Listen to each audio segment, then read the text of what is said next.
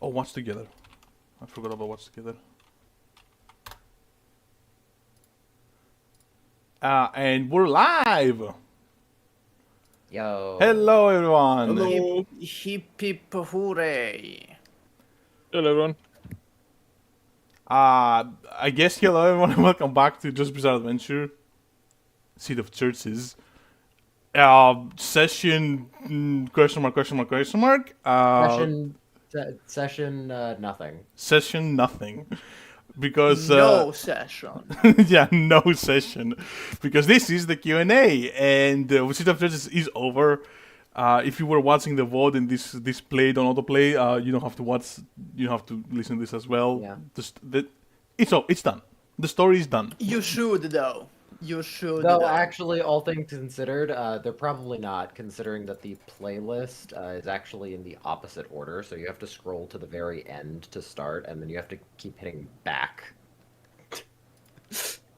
Why would So it's YouTube it's put No, it you can in- change What? it. You can change it, but Yeah. you can change it. But for some reason, that's the default setting. I don't Yeah, know weird. why, but that's the default for Oh, whatever reason. And in the 1 year I've been doing this, I never noticed.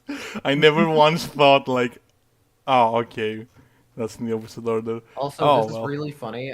I'm looking at this stream, and remember when Mastino's picture just wouldn't show up, so we just put a Yeah, picture of PNG, Mastino just there? a picture. Yeah, it was like that last time and everything, but now it seems to be working again. So SUPAH's icon is just like behind Mastino on the stream. You should probably remove the Mastino image from the OBS. Right behind me, isn't From he? the OBS layout. He's right behind. Oh, there it is. Okay, I accidentally started playing the ending song again. Okay, I got it. I just had to press transition. Let me put some music. So this is gonna be a really chill stream. There's no schedule. We're not gonna like. We're just gonna answer some questions that we got from Discord, and also I'm gonna explain the stands. And that's gonna be. Also, I'm gonna be really fucking humble today. I feel like because.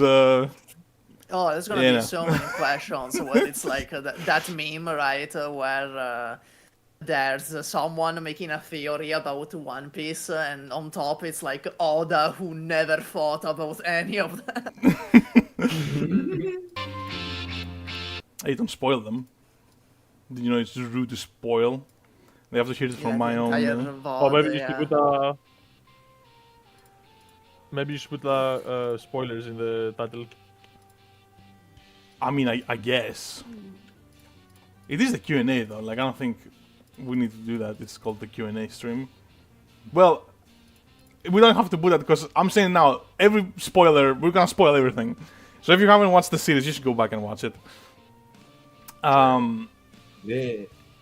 Yeah, and I mean, that's basically it.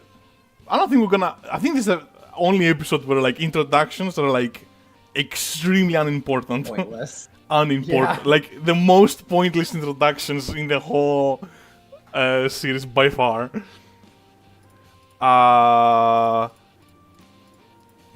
I can already feel this is gonna be so unstructured. This is gonna be a complete mess. Just start reading the questions. Just like start reading. Yeah. And Oh, also, we're gonna if go you... from there. Oh, don't laugh, it's You back. said Hey! did we like? Hey. Did we like get a list or something? Do we have a list? Or we just? Oh, there's the channel. Yeah, I have a list. There's the channel with all the questions, so Yeah. that's already nice, kind of a nice, list. okay. That's already kind of a list. That's good. That's good. I actually wrote them down as well. So we're just gonna start reading off and we'll see how it goes.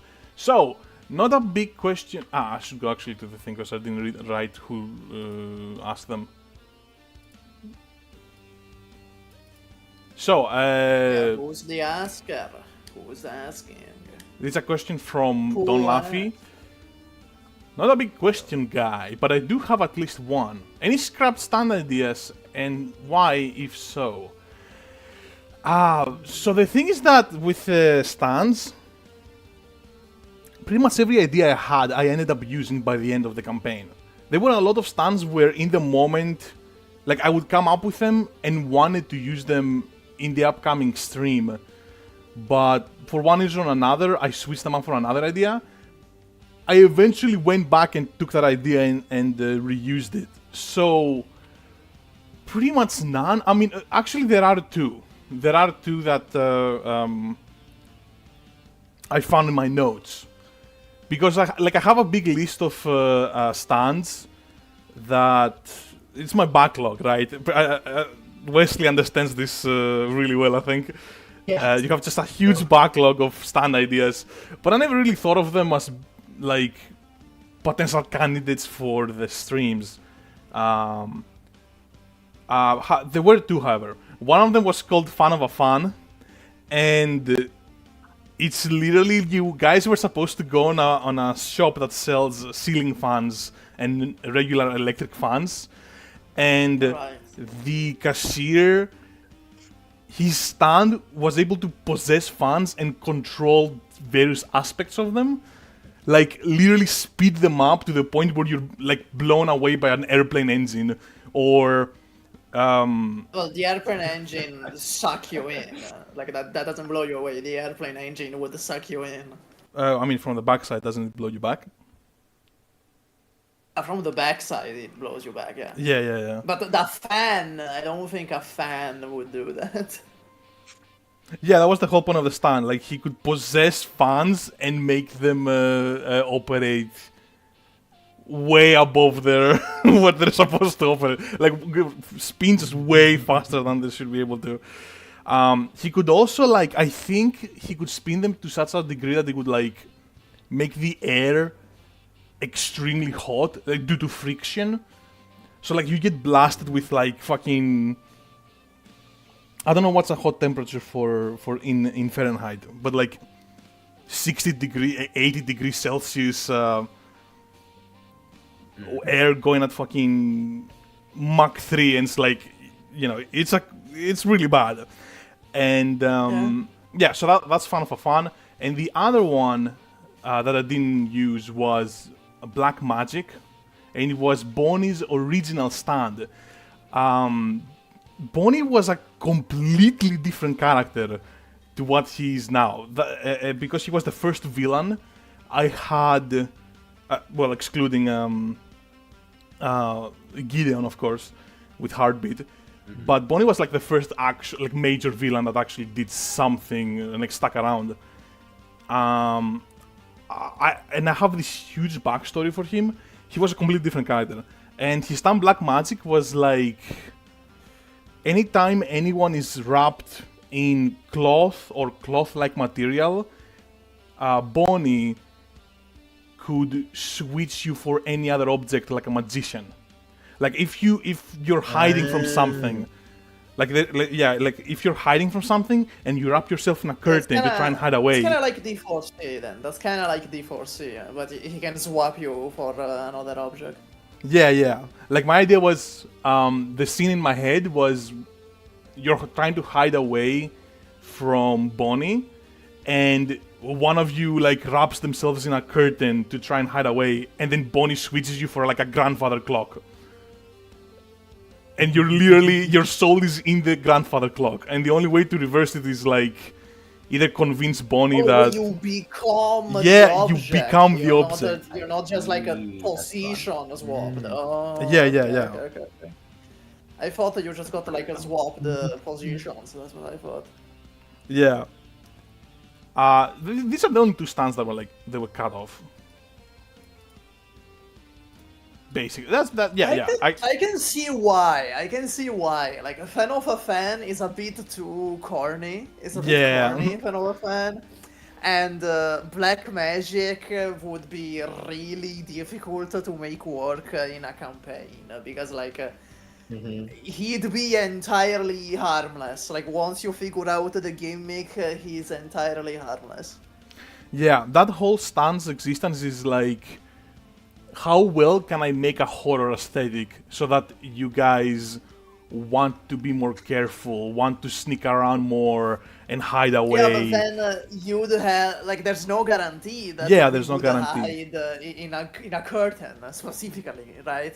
Yeah, There's no guarantee we would hide like it's a fucking Scooby Doo film. Yeah. Behind the curtains. yeah, yeah. It was very unreliable. You got it right. That's exactly the Yeah, reason why it's it got unreliable. cut. But yeah, every other stand I came up with, I ended up using. Also, if you guys have questions, you can put them on the live chat. We'll answer those as well. Yeah. Yeah. Okay, I have a lot of stands to recap as well. There are a few questions for you guys as well. I don't know if you checked the Q&A channel. No, I Well, kept myself. I also did not I look. kept myself spoiler free. In the dark. Yes. So what's the second question? Actually, I'm gonna skip a few because I want to get to ones that. I'm gonna be The doing a lot of good talking in this episode, but let me get to one that you guys. Wanna get to the good ones. I hope you understand. If your questions sucked ass, we're just not gonna answer it. Yeah, exactly. Let's go to Dorian's question. What was the inspiration for each players when choosing the song titles for their stand names? I said it wrong, but yeah, Ooh. what was the inspiration for your stand names, basically? Good question. Good question. Who's going Yeah. first? Who's going first? Well, mine is very simple, so I think I'll go first, which is literally just, hey, it's a sound stand. What's my favorite sound-based song title? Sound of Silence. That's so cool, bestie. That's so cool. True. True. So yeah, there wasn't, that much of how's it called, of a thought process. I feel like the song also just kind of matched Emily's vibe a bit. I'll be honest. Not I that, haven't. you know, I not haven't her listened personality, to. but her vibe. I haven't listened to that song in like a million years. I have completely forgotten what it's about. Yeah, that's fair. It is an old song. Yeah, I'm a zoomer. I'm a youngin zoomer. So of course I just don't know. Yeah. Where's Moving Out come from? Yeah, Where's no Moving worries. Out come from? So moving out. You know, okay. I can guess a Soldier of Heaven. You know, that one I can Yeah, reliably guess where Soldier of Heaven come from. What about, yeah. Okay. This has a little bit of a story. So, Moving Out was originally a player stand that I had for. Okay, I found the song, and then I don't know why it just kind of came to me, the ability, but I didn't have the character yet. And this was years ago, back in 2020. Or like 2021. But, you know, I'm mainly a GM. It was originally a thing of like, oh, okay, I can use this as an enemy stand. And then I was thinking about it for a while and thought, you know, given the stand's ability, it doesn't really reach its full potential unless it's a player stand. Yeah, this kind of like a really niche, very versatile stands. Like Yeah, they gotta exactly. they gotta be player stand. And I couldn't really make it an NPC that's with the party the whole time because I also wouldn't be able to use it to its full potential if I was constantly switching between, okay, how do I use Moving Out and how do I use insert whatever they're fighting. So it just kind of went in the back burner for a long time. I planned to use it in a game eventually. I had one lined up that it was going to be in, but that game still has not happened. It's not happening for a while. But then, and this is a really funny thing, in Sequence Break, I have a reputation for being a psychic that doesn't believe in psychics. And this is Okay. one of those reasons why. Because I had not thought of the stand for like 2 years, and then one day I just start thinking about it again, and I'm like, yeah, I remember that stand. That was really cool. I wonder if I'll ever get a chance to use it. And then the next day, Katie messages me, "Hey, these guys have asked us if one of us wants to join a campaign of theirs." Oh my And then god. I was like, you know what? You know what? I just take what my brain says. My brain brings it up. Next day that happens. All right, that's what it's supposed to be. It's fate. Yep. I was a believe the previous same. campaign. Yeah. That is the second time that something like that has happened to me. The other time was one day I just randomly started thinking, I wonder how I would play a character that gets amnesia, and that the next day, the session that I had, with no warning, started with all of our characters having amnesia. Oh, that is funny. That is very curious how that happens. Yeah. Anyway, that's moving out, and then I came up with Anthony based on one of my friends had come up with a test character to test something that I was making, and I basically just ported over most of Anthony from that test character because it was a really funny concept. Damn. Fair enough. That is cool that like the universe just comes up, you know, with the craziest Yeah. scenario sometimes. Okay, what about 25? Because that's just a number. Oh, 25. That's just a number. 25 is the name of a song that is all about technology, kind of like ruining everything. I guess like it's a really good song. I don't know if I can play it here. That'll be kind of cool. I think Probably it's not. like, But it's basically just a All song. things considered, probably not. Yeah, never mind. Probably not, but But it's just a song. yeah, no, I've That's heard called it as well. yeah. It is about like 25 is like in the year 2525. Basically, the world is fucked and it's technology's fault. That's the whole song. Yeah. Oh, okay. Well, that's And- pretty realistic.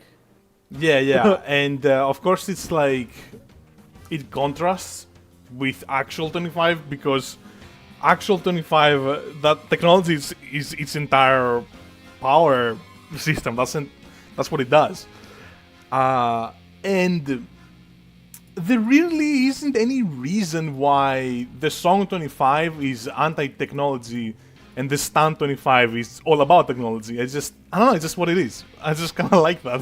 You know? I don't, yeah, it's just what it is. It never really so came up, other than like, oh, it has to do with technology. Period. Yeah, so that's the name. Oh, that's good enough. Then there's just Babylon left. The thing with Babylon is that obviously, right, it's referring to the Tower of Babylon, which is this thing that like humans built to get closer to God, right? And at several points in the campaign, Mastino is like, oh yeah, no, humans are like the real deities of Earth. There's no God, and if there is a God, then he can't hold a candle to humans. That's why. That's why. Yeah, pretty much. That's why it's named Babylon. Because he believes that the humans are like greater than whatever God created this Earth and plane of existence. And he was kind of proven right. Kind of. A little bit proven right. It's funny how that worked out with the story. Okay, this is going to be me being an insane actually, but it is the Tower of Babel. Not the Tower of Babel. Nuh-uh. It's not true. Fair enough, I guess not. We've come at an impasse. You're lying. You're just lying to me. Like, I guess you should, you invoke SUPAH's Na'ah, so, official answer. What do I mean? Why are you just lying to me, bro? Damn. It's the Tower of Babylon from now on, did you hear? I guess. No, it From now on, always it's the Tower was. of It Babel. always was. I don't know what you're talking about. Oh, okay, yeah. Yeah, so I hope that answers the question.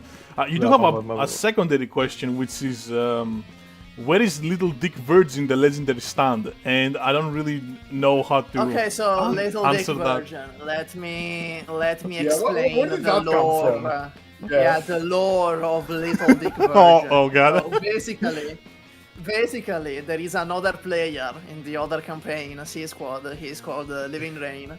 And on one Sunday afternoon, we went into a live stream and we just started reading off Arknights fanfictions, bad Arknights fanfics. We started reading those off on stream. And at some point, I don't even remember how, at some point we started talking about JoJo's and coming up with stands, and I seriously don't remember how, but we came up with Little Dick Version, which is not even a song. We just came up with Little Dick Version. It doesn't even have an ability, it doesn't have an official ability either. And that's the lore crazy. of Little Dick Version. So now every time there's a JoJo discussion, we bring up Little Dick Version. So where is Little Dick Virgin, the legendary stand? SUPAH? Yeah, I don't think it wasn't shown in the campaign, but No. surely, right? It exists Surely in it the must. universe, Out there. right? In the universe, surely. Little Dick Virgin We is somewhere have out a there. Little Dick Virgin If you roaming believe. around somewhere. There's someone out there who has the stand Little Dick Virgin. I should hope no one You know, just Believe in joined the Little Dick stream, by the way. Virgin. He believes in you. True. That's the lore behind the Little Dick Version. Alright, I answered a few questions. Let me explain two stands. Let's just do that. Explain two stands, answer two questions. Okay. So, I'm gonna go chronologically. So, Heartbeat. Heartbeat. Very simple, honestly. The stand spawns heart rate monitors on everyone within 15 meters around it. It's about 50 feet, I think. More like 45 feet. I don't know. In middle? Let me Yeah, it's 15 meters around it. And did I say 15 feet? I'm fucking... Never mind. No, it is 50 feet. It is 50 feet. You're right. Okay, it's 50 feet. You said 50. And whenever your heart... If you have a heart rate monitor on you, whenever your heart rate goes above resting, you're resting, I might add, your soul will slow down, which affects every part of your existence. So you think slower, you move slower, and if your heart rate goes below resting, then the opposite happens. Your soul speeds up. One of the things that happens is also that whenever, if your heart rate goes up and you slow down and you get punched, in relation to you, that punch goes at 3 times its normal speed. So you will feel it as if you get hit. You're supposed to take exponentially more damage when your heart rate slows. When your soul slows down due to your heart rate going up, right? Because in relation to you, a normal punch is going way faster. A car is going way faster. So you're taking more damage.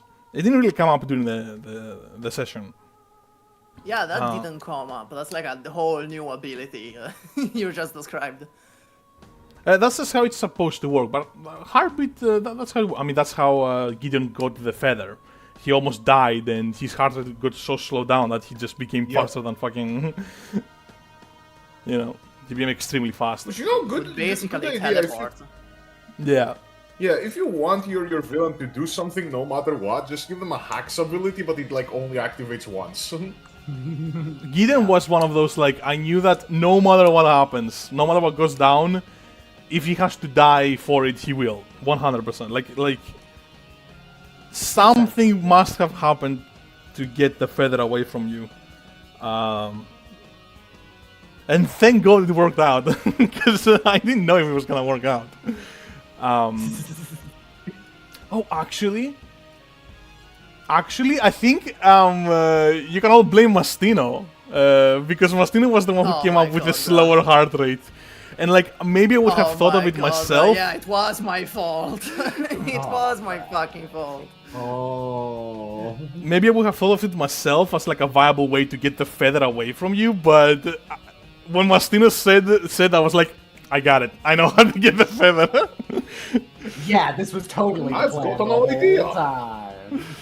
To be fair, in the session, even Gideon is like, "Oh shit, that's a good idea, man." Thank you Yeah. for that. Oh, was it? I don't remember. Yeah, I think even Yeah, he said Gideon, that. he's like, "Yeah, I'm gonna steal that. Thank you." Yeah, so it was that, but in real life, I actually got the idea. I got reminded of it, I guess. So yeah, that's Heartbeat. The next one you thought was Nueva Familia. Nueva Familia is bizarre because its name is not a reference to any song. What? What? Wait, say that again. Nueva Familia? Say that again. What's the name? Huh? What's bro called? You said Bonnie? it's bizarre. You said it's bizarre. Yes. Oh fuck! look at that. Ah, damn So it! it's like, say that again. Nueva Familia is a bit bizarre adventure. Yeah, Nueva Familia is the only stand that doesn't have a reference to a song that actually exists. Nueva Familia is called Nueva Familia after the song I made for Nueva Familia called Nueva Familia. I mean, that counts. It's a song. I mean, that's based That's- though. It's That's based a on a That is song. the most Chad. That's the most Chad thing I've heard. It's like, well, I I will just make a song. I have a friend that like has a band, and I said, "So when are you making a stand off of your band?" And they were like, "Oh fuck, I'm totally doing that eventually." Yeah, I gotta do that for Little Dick version. We gotta make a True. song called Little Dick version so I can use it as a real stand. Nice. You're thinking big. Yeah. I'm thinking real big. Actually, I'm thinking little. Actually, I'm thinking very little.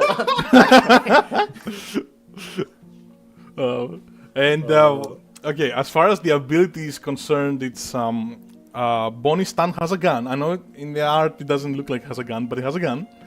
And when it shoots anybody at all, Bonnie can choose to. First of all, the bullet doesn't hurt you. And Bonnie can choose to switch your memories with any of his family members' memories. And it doesn't have to be like actually related 100%. Like, it can be even imaginary friends. It can be his pet dog or pet fish. It can be like a rock that he once named Larry. Like, it's very... It's a metaphorical family. Yeah, and it's extremely Anything he dangerous for considers other his reason. family member. Yes, yes. And when Bonnie switches your memories, he can also read them. So, yeah, that's also another bit. And the last, there's another little extra ability there, which is when Bonnie shoots through one of his family's portraits, the bullet can like come out of any other family portrait, like a portal. I forgot about that. Yeah, and also, I mean, yeah, also his stand can teleport through these portraits as well. I never thought if he can do that. I don't think he can. He cannot step himself, but he could like have his own stand, step through a portrait and come out another one. So yeah, that's basically Nueva Familia. Let's see, do we go back to our question? We have a lot of stands actually. Okay, let me explain Down Under as well, just to get out of the way. So, when you die, Down Under takes a snapshot of you right before you died. Your current state, everything you're wearing, your injuries, your whatever you're holding, all of that is captured in a snapshot. Then Down Under prevents you from going to the afterlife, and you're basically in purgatory. But like in a purgatory that Down Under creates itself. It's like its own little space where your soul is kind of contained there. From there, you can choose any non-stun user and replace them completely. Use them as a spawn point, basically. You use them as a spawn point. And as you saw in the sessions, it happens like instantaneously. You blink your eyes and this person is suddenly just, you know, the stun user. In addition to that, you can choose your... If you die multiple times, you can choose your snapshot. Which wasn't... That's not how it worked initially.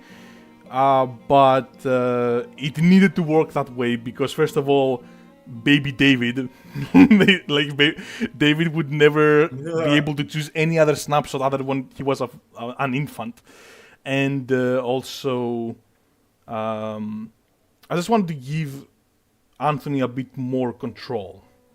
But it was mostly for that plot hole that, like, okay, yeah, David cannot be a fucking infant forever.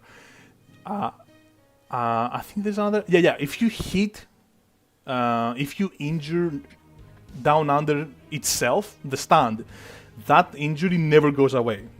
It's like a permanent feature of all of your snapshots. Yeah, that one would have been nice to figure out. Yeah, that one. You did shoot Down Under through the hand, Mastino, SUPAH. And that wound remained. So, yeah. Alright, that's how Down Under works. Let me see the questions.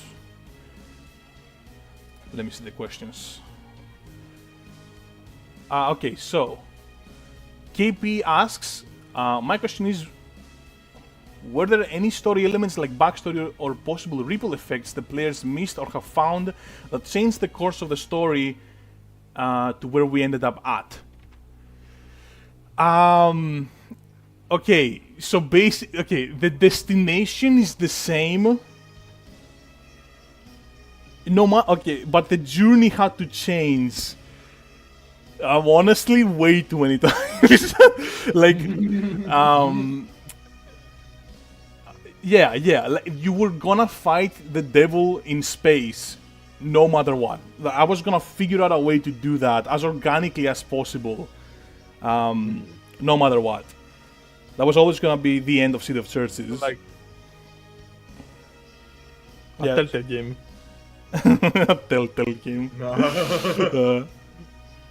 Your choices will have consequences. Not really. My ass. Well, but all the stuff in the middle. How feathers work, I never nailed it down completely, and then I slowly filled it in as we went. Let me think. As I said, it's really too many to like count. There's like a shit ton of like small changes that had to happen for things to work out.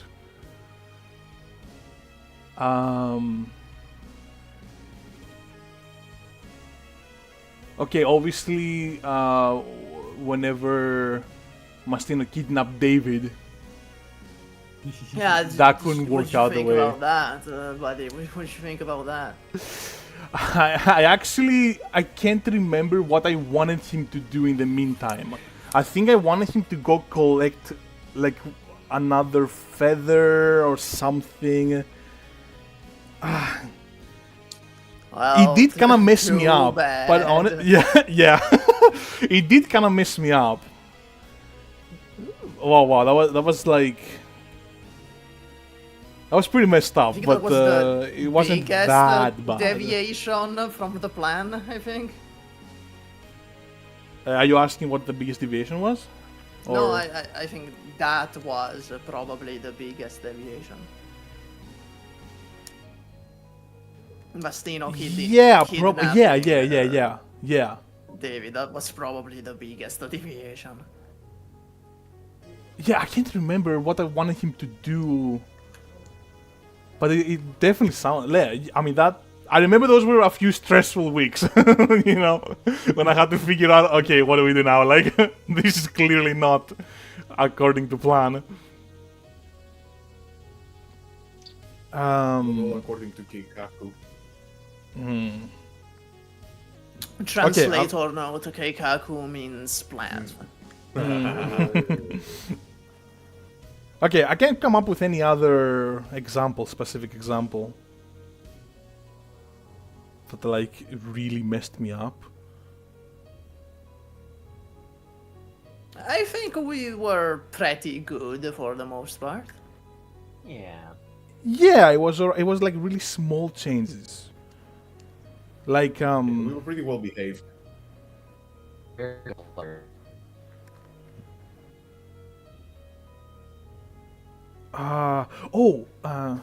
No, is that? Yeah, okay. In the very early drafts, you and Anthony and Georgia were twins. They were not, yeah, in the earlier drafts. And it was supposed to be like how Poochie and Weather Report were twins. Right? And then obviously that didn't work, and like, that didn't work out because obviously Poochie is David. Georgia is not Poochie. And I mostly changed it because I wanted to try to give more clues towards this is part 10, you know?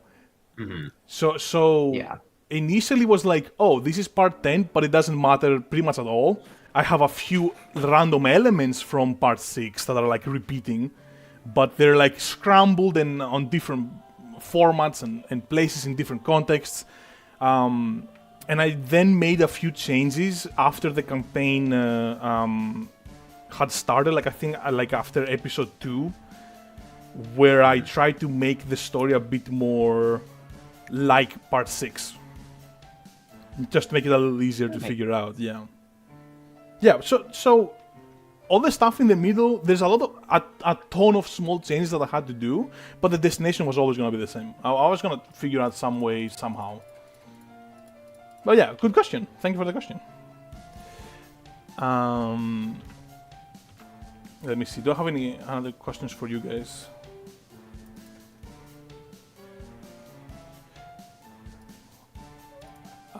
When designing the stands, both for players and NPCs, what were some key elements or design aspects that you focused on? Which stand design is your favorite? Asking everyone. So that's another question from Dorian.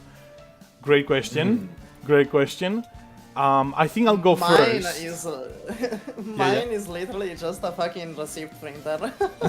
Yeah. It doesn't have anything special, it's just a receipt printer. I don't think... I think it appeared like once or twice at most in the actual campaign. Yeah. Yeah, it basically never appeared. And then they became a bunch of orbs, and that was just my call. Let's see, my favorite... Okay, when designing the stands, both players and characters and NPCs get some key elements to focus on. Right, I mostly just wanted to create a design that, for the NPCs and the characters, that evokes what the stand and the character is about, and I thought it looked cool. That's basically it. There are a few stands where I tried to be a bit more metaphorical, a bit more symbolic, but I don't know, it just didn't come out really. I didn't embrace that process. I like the process of just coming up with a design that viscerally just makes me think of the ability of the stand, and I also think looks cool rather than, oh, what's the metaphor behind this little thing or this little thing. There are a few elements that have that. For example, David's final stand, Anima, has the fur behind its back. It's supposed to invoke very tribalist sort of themes, and yeah, it's like a big dumb block on its head.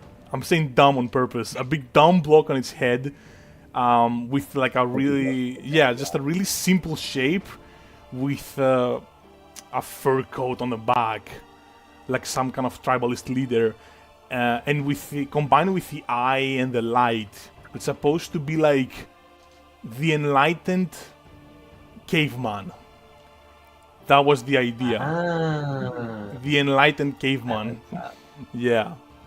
Also, I don't know if that was like on purpose, but it was also giving me a little like biblically accurate angel vibes. I don't know if you. Yes, of intended course. for That also is part of it. Yeah. Yeah, 100%. Nice. Yeah. I'm looking through the designs. Georgia has like a broken hourglass on her forehead because her pursuit of revenge is stalling her growth. She's basically stuck in time because the only thing she's doing is trying to get revenge. So that's another one. I mean, I honestly don't know what else. Yeah. Hold on, his writing is this fire. Yeah, I mean, that's the ones that I really like. And I'm gonna say my I'll be favorite honest, stand, so you guys can say the idea behind your designs and your favorite stand as well. My favorite stand is Dead on Arrival. I love that design, man. I do think it's not my best design, but I really like it. I like the frogs. I like the frog stand. The frogs have one of my favorite abilities because I think it's just so absurdly JoJo. Crashing the stock market. Yeah. Now that is a great stand. But as far as design is concerned, they really tried crashing the stock market against a businessman. Oh my god. what were pros thinking about? What was their strategy? Unbelievable. Yeah, but as far as design is concerned, I don't know, man. Dead on Arrival has always been my favorite. I think that the pose does it for me. The holes in the hat. I don't know. Something about it, just like I really like it. Okay, what about you guys? What were the decisions behind your characters' designs and stand designs, and what's your favorite stand design? Again, for me, it's literally just a receipt printer. Like, it has nothing special. That's like, there's a reason for it. It's because I just don't really like punching ghosts. I always prefer stands like Beach Boy, like Emperor, the one that Whole Horse has, like Cream from Part 7, you know? These stands that are just objects, like Civil War, which is a lantern. I always prefer that kind of stand, so that's why it's just a receipt printer. Nice. Fair enough. Okay. Well, I mean, for Soldier of Heaven, it's like he's frozen. He's He's a soldier and he's made of ice. That's about it.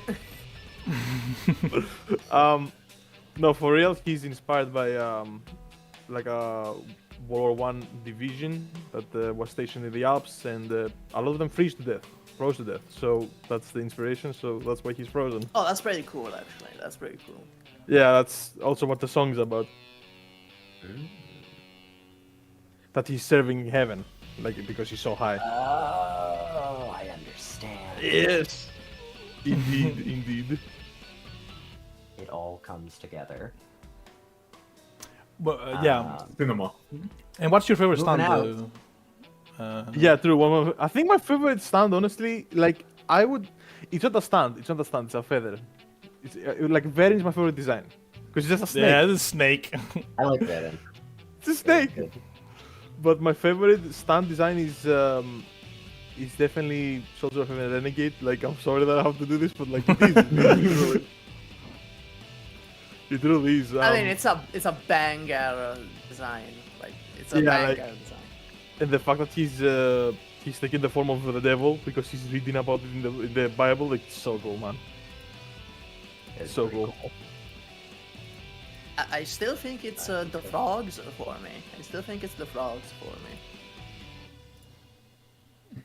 Yeah, let's we see, cut I off mean, we cut off Wesley actually. Oh yeah. So moving out, there was the obvious thing when I finally got to explain Anthony's backstory of his dad was a gambling addict, who's always trying to win it big and everything. So I was kind of going in the like, it was impacting his life, but also the irony of how his ability doesn't actually have anything to do with gambling. It's all very exact. Of like, yes, you do this thing exactly. There is no element of chance to it. Plus, I always had the idea that I wanted to do a coin slot thing. And you know, slot machines make sense with that. As well as I always wanted to make it black and white, mainly because the cover of Movin' Out is a black and white picture, and that is kind of it, but I think visually it looks really cool. For sure, yeah. Also, it was very difficult to draw because I 3D modeled it. Because I wanted to make sure it would be accurate. So I have a 3D model. Oh, all of these little slots and balls on the head, and oh my god, yeah, that would take so long. Yeah, it took a long time, but I had a vision, so I wanted to do the vision. Nice. It looks fantastic, by the way. I definitely think it's the best, by far the best drawing of the player stands. Thank you. I take commissions. Nice. Good. I say. Perfect. Just saying, I take you can pay commissions. me. You can pay me if you wanted to. Just saying. Just put in Not the saying you have to. Nice. Yeah. And Also, Wesley, what's the, your... Yeah. My favorite... See, okay. I have a favorite chorister design. Uh-huh. It's definitely off, like, right off the top of my head, I could tell. I really like Demos. Demas. Yeah, I thought that someone would pick Demas. Yeah, I didn't remember who exactly. Let me show the stream. Honestly, I think a Jara is pretty cool. That's just me. Like, Just I think rock. Jara is pretty cool. Just a Yeah. rock. No, I mean I mean that entirely sincerely. I think I like the rock. I like the rock mean too. entirely sincerely. So is this your favorite design? Probably, No. yeah. And the rock for Demas is a SUPAH? pretty cool. It's a pretty cool design, Demas. No, for me it's still the frogs. For me it's still the frogs. Oh yeah, let me show the frog. The frogs. Yeah, they're I excellent. don't remember the name. I don't recall the name. But The name, I guess we'll get there when we explain the stunt, but the name is Plague of Frogs. It's a very niche song. Obviously. Yeah, It's a very obviously, niche it's song. a plague of a frog. Obviously. Yeah. There is a song that's called Plague of Frogs. Okay, what about Sound Go of figure. Silence then? What about Sound of Silence? That's the only one we're missing. Well, Sound of Silence is. There are two elements, right? I just thought, using a microphone as a head is a cool idea, right? Like, you know, that actually kind of works. And it did work, and I'm happy that it did. Then it's like, you know, wires for the body, because, well, if the microphone is the head, then the body, you know. And then just punk aesthetic, that was just for Emily. So yeah, no like symbolisms and metaphors there. It is just like what you see is what you get. And Sound of Silence, SNG was fully designed by Raxi, so I have no clue what the, like, you know, what the deal with that one is. It's just Sound of Silence, but cooler, in my opinion. Okay, I do want to say that the upgrade to Sound of Silence, having the Kamina glasses, and Emily just immediately giving up afterward, that's a little ironic. Yeah. Just No, it makes sense does in the not character. live up to those glasses. It does not live up to the Oh, glasses. I get what you mean now, yeah. I get what you mean now. But yeah, actually, SKORAK's decision to make Emily, give Emily like a twist villain kind of vibe made the session way more interesting, I think. Because we had something to do at the start of it, and it wasn't just how do I immediately get you to fight the devil and not instantly die. It was like, okay, the devil's charging up, and like you have the minion. We had something to do. Yeah. So I actually think that was a great decision. And we didn't talk about it at all beforehand. Actually, nothing in this entire... I never talked to the players about literally anything beforehand, which I guess is normal for a D&D session, but like, in case anyone is wondering. Anything. Like at all, anything. I honestly think some points it might have been better if I told you something. Some things you maybe should have. For example, I did not know how my mom died before it was sprung on me mid-session. Yeah, that was crazy. Right, my mother who has died. Yes, I knew that she was dead because I wrote in my backstory that she was dead. So I'm but like, I did not know that Raxi had made a reason. Peace, boss. Dead is dead. Whatever. Like initially, she was just dead, and we never planned to explain why. It wasn't written in Anthony's backstory. It doesn't say how she died. Yeah. She just died of ligma. The only problem So there is that I should sad. have told him beforehand. I should have told Wesley beforehand. Yeah, exactly. It's so sad. Anthony's mother died of ligma. True. And SKORAK, what is your favorite stand design? My favorite stand design? Little difficult to tell, actually. Oh, okay, wait. No, I think it's the fucking mouse cursor. You can just, Oh my god, the like mouse stand cursor. There. Yeah, like the fact that you actually can like left click, like and right click, and like go on the little menu, and the menu is like in real life. Like it's just funny. I just like it.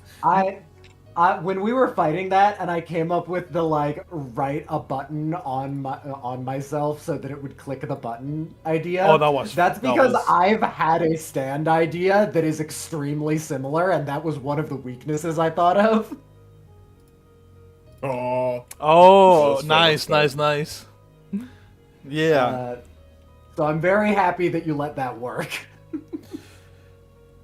Yeah, I got like, it was one of those Raxi needs to restart, Raxi.exe needs to restart moments. Yeah. But yeah, I'm gonna hijack this for a moment. There's a question that KP asked. Was Mastino the biggest hurdle for the GM, or was it the donations?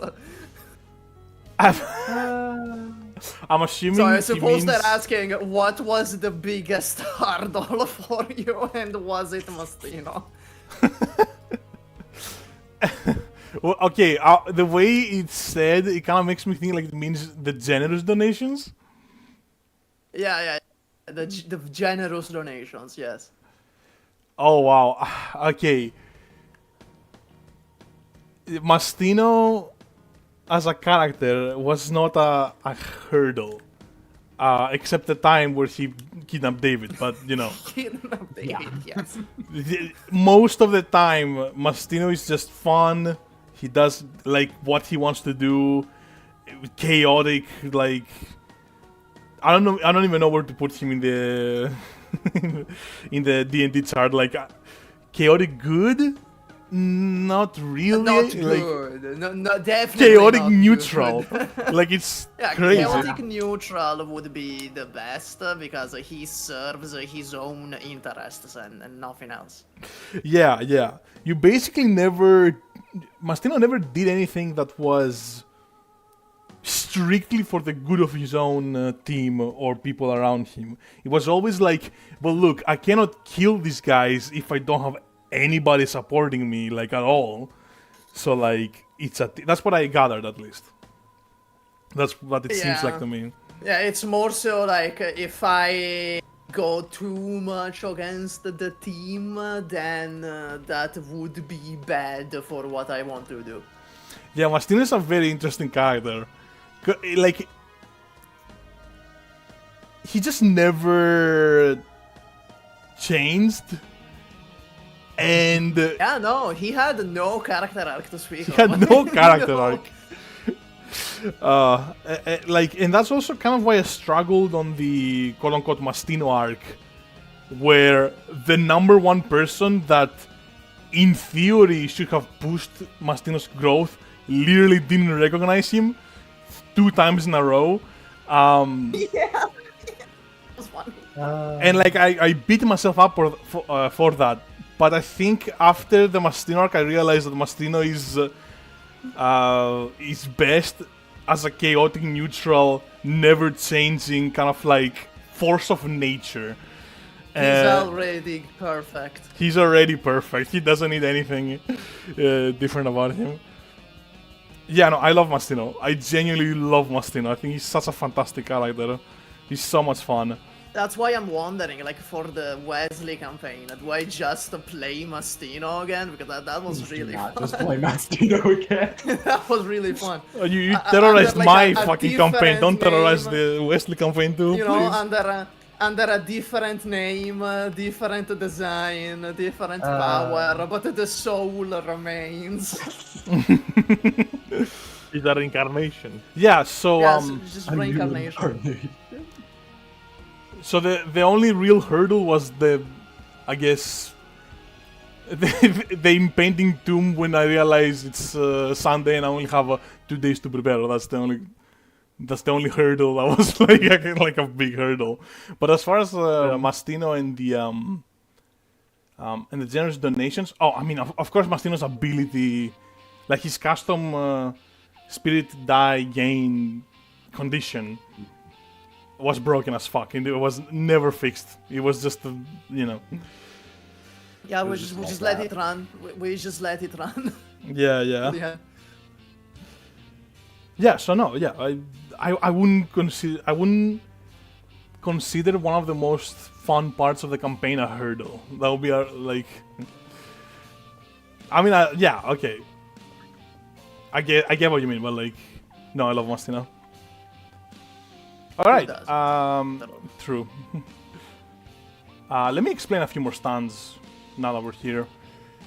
We'll have next men at work. Okay, men at work. So my boy Jason has a bunch of small. His stand is just a bunch of like construction toys, construction vehicle toys. So we have excavators, we have dump trucks, we have whatever, forklifts, and they follow him around.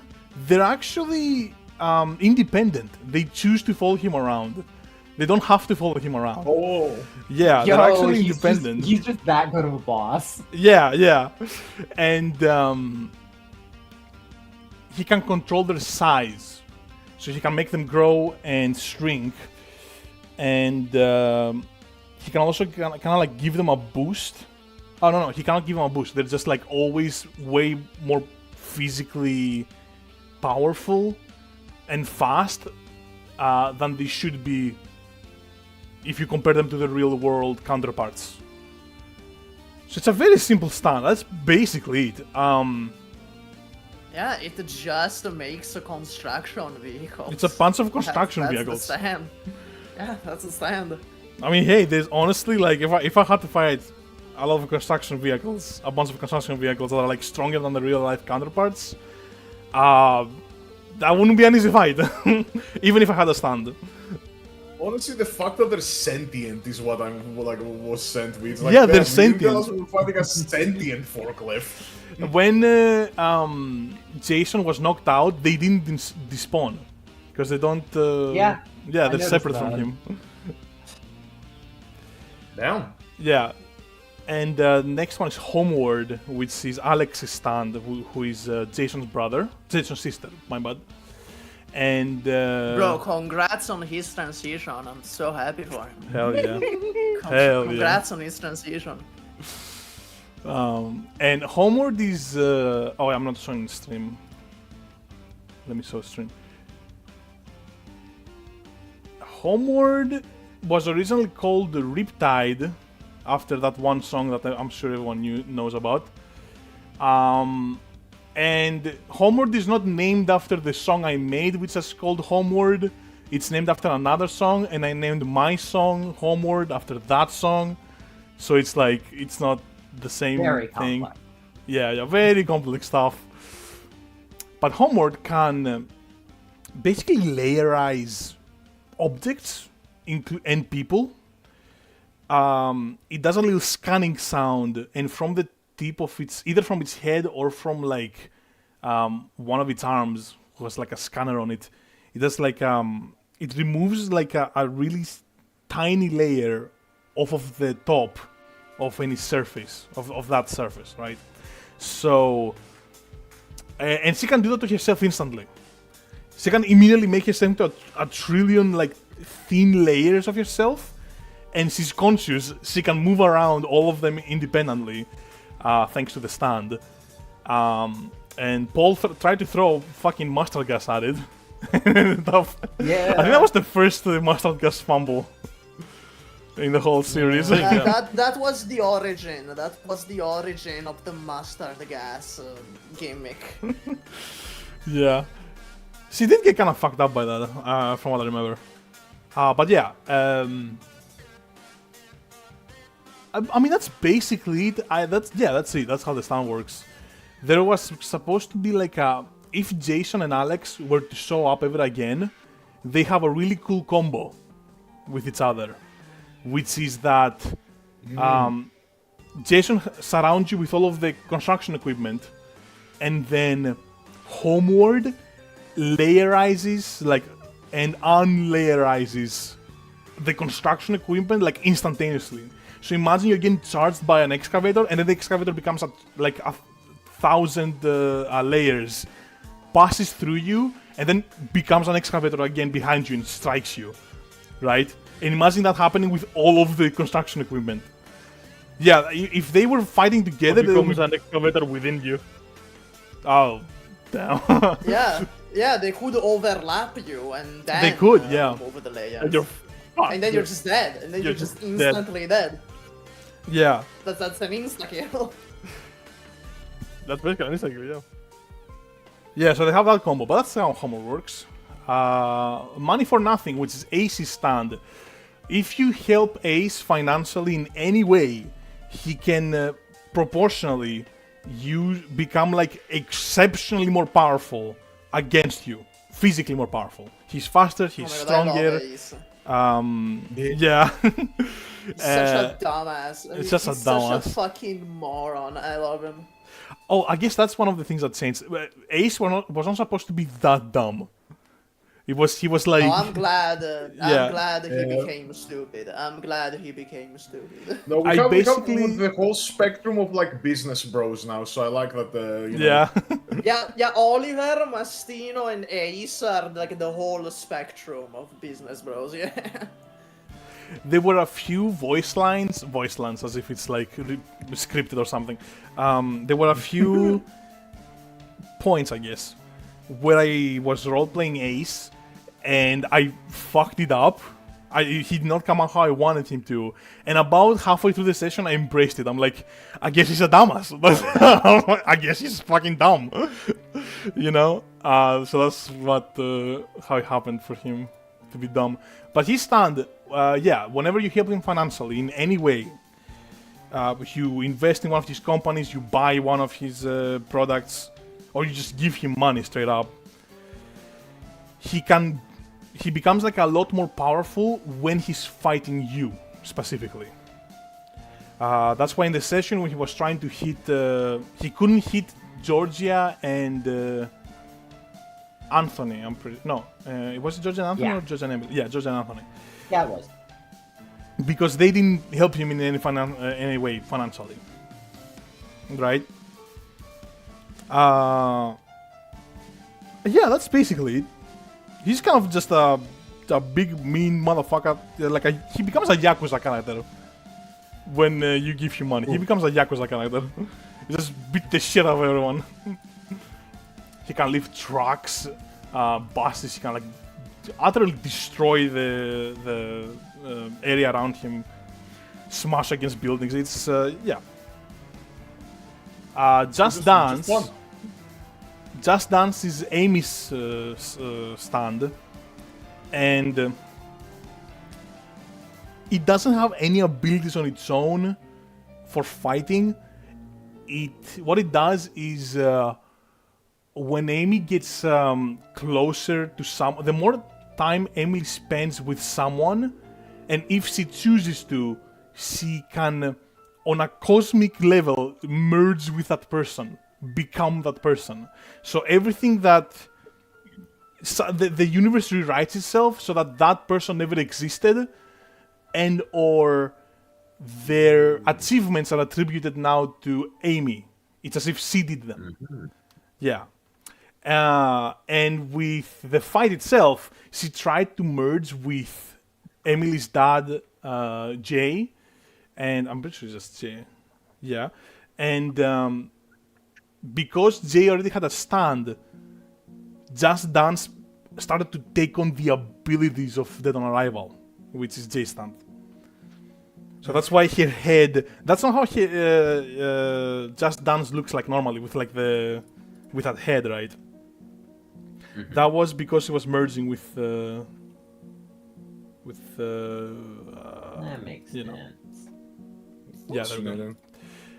And Dead on Arrival is extremely fast.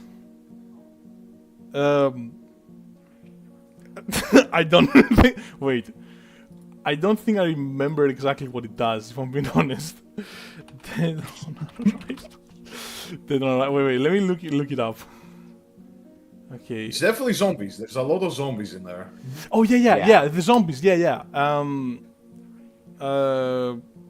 Whenever someone who is a fan of Dead on Arrival's user dies, they become a zombie, like a party zombie. They just follow it around, do whatever it wants to do, whatever he wants to do. And in the case of like the zombies that you actually fought were not a result of Dead on Arrival itself, of Jay's stand. They were a result of Just Dance inheriting that ability from Dead on Arrival, and Amy, because she's more experienced as a stand user, using that ability. It's like, okay, the fans of Jay are now Amy's fans because she's becoming him on a cosmic level, and also because she's kind of absorbing his stand. She can use his abilities, so it's she can use the zombify ability on That the makes fans sense. on the fans of Jay. Yeah, so that one is definitely super complicated. I don't expect anybody to understood exactly how that dynamic worked during the session. Yeah, so that's the Arrival. Click Click Boom, we already said that's SKORAK's favorite design. It's just a laptop that when you start it, it gives you like literally the battle map view that we see when we play the game in Roll20. Oh. That's what you see when you open Dead on Arrival. Sorry, I when you open Click considered Click bringing Boom. that out during the final fight with a flashback and saying that I brought it. Yeah, if you brought it out, I would have burned it with Anima.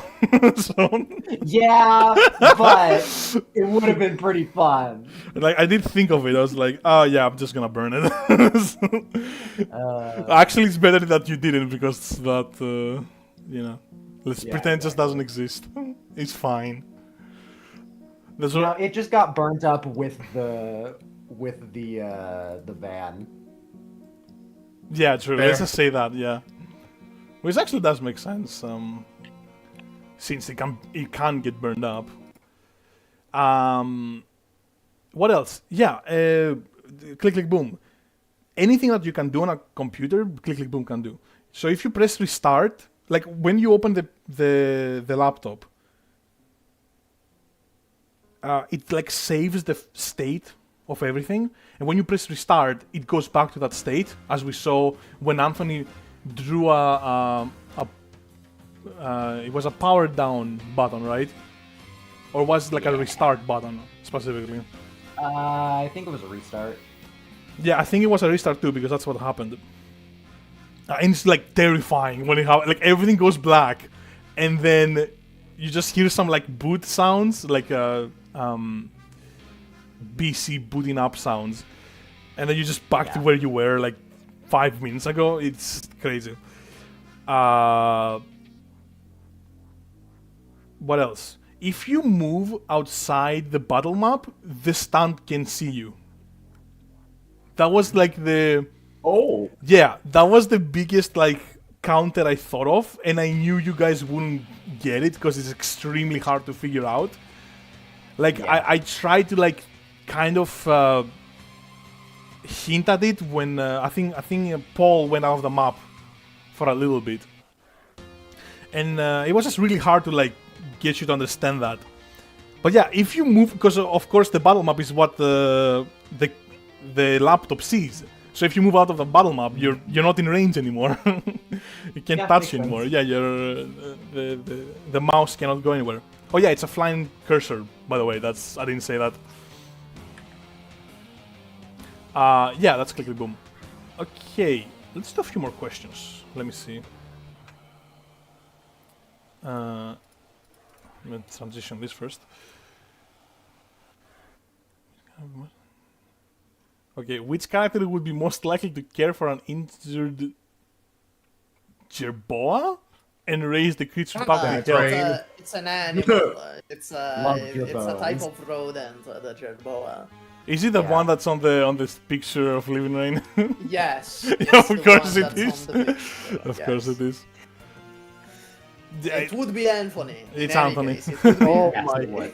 Yeah, it will be Anthony. Who would be most likely to care? Period. Anthony. Just like. Yeah. So that was Living Rain question. One of the Living Rain questions. Let's do. The one question at Gulag sent. I have never started watching the show. Is it good? And will there be a Netflix adaptation? Is it good? Yes. Will there be a Netflix adaptation? Yes. Yeah. Yeah, exactly.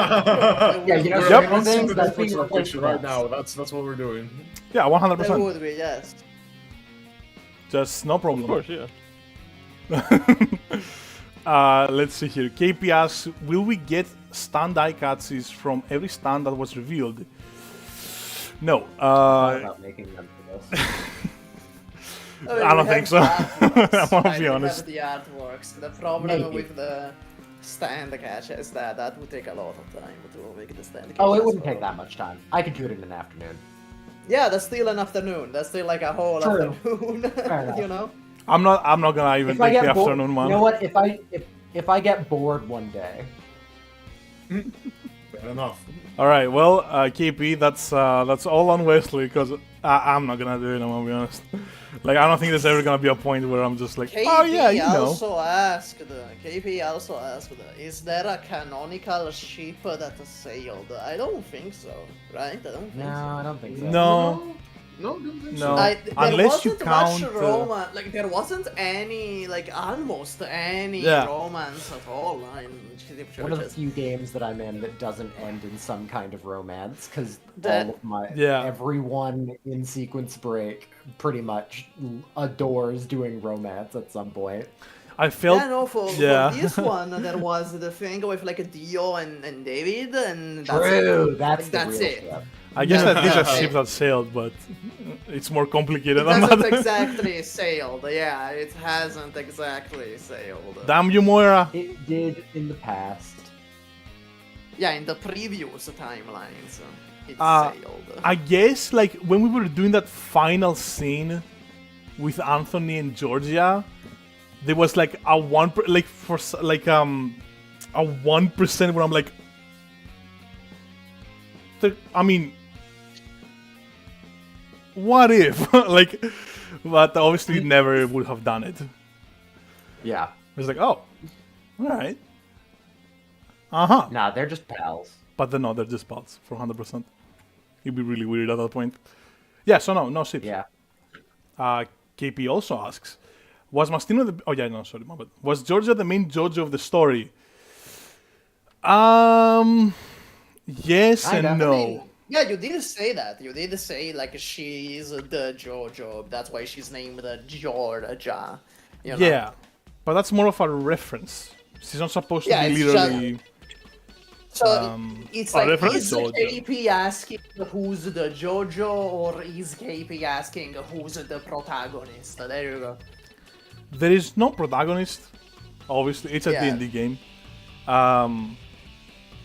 And oh yeah, what I was trying to say is Paul has way more legitimate of a reason to be the JoJo than anybody else, because he is related to Dio Brando. He's literally his son.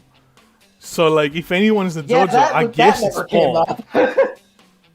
Oh no, It's insane because like I said that, no? like Well, it came up, but like, you know. it sounded like fake news basically. I don't know. Or maybe I didn't go do a good job of. But I'm pretty sure I did say it. I didn't do a good job of presenting it, I guess. But like, yeah, Paul is Yeah, it really never Dio came up. Brando's son. It never really came out. Yeah, because wait, it's wait, like- it didn't? I don't. If it did, I missed it completely. I'm pretty Oh my sure. God. I'm 100% sure it came up during the It did. Who the hell is Dio I Brando missed episode. it completely. If it came up. Okay, It yeah. it if came Wesley and up. SUPAH, yeah. Oh no! What were you gonna say?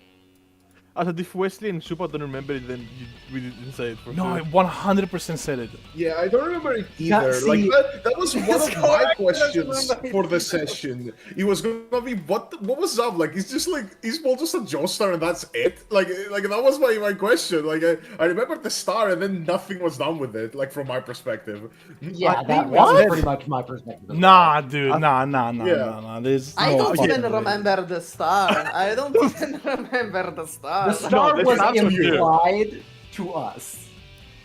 The star for sure we said it. The star for sure, like You not remembering Right? the star is on you. Yeah, but he probably wasn't around. He probably left for dinner by that point. Yeah, So you yeah, can't even blame him Raxi, for that. Raxi, if you're the only one that remembers it coming up. I think No, like dude, there I- was a like- comment or something, and they just wasn't solidified, maybe. Like the maybe. I mean, look, Lucifer was like doing a huge fucking exposition dump. Yeah, maybe something got lost in the sauce, but I don't know. I'm just really sure I said it. I mean, obviously, if I didn't say it, I'm just a dumbass. But like, I don't know. I really genuinely feel like I said it. It's so weird. Like, Yeah, guys. The fact of the matter is, I'm the protagonist. Okay, I would have the put fact money of the on matter this. is- Like, I was like, I thought I said it. It's funny because like, as Raxi said, like Paul is the most integrated into like any JoJo, like you know, the JoJo plot, I guess, whatever, because Yeah. he's son of Dio. But like, he doesn't. He's the least. He does not give a damn if he's the protagonist or not. He doesn't care at all. Like, he would never want to be the protagonist. Being a main JoJo doesn't mean that much in this context. No, not really. Yeah. So Georgia is like kind of the parallel to bruh. Mind goes blank.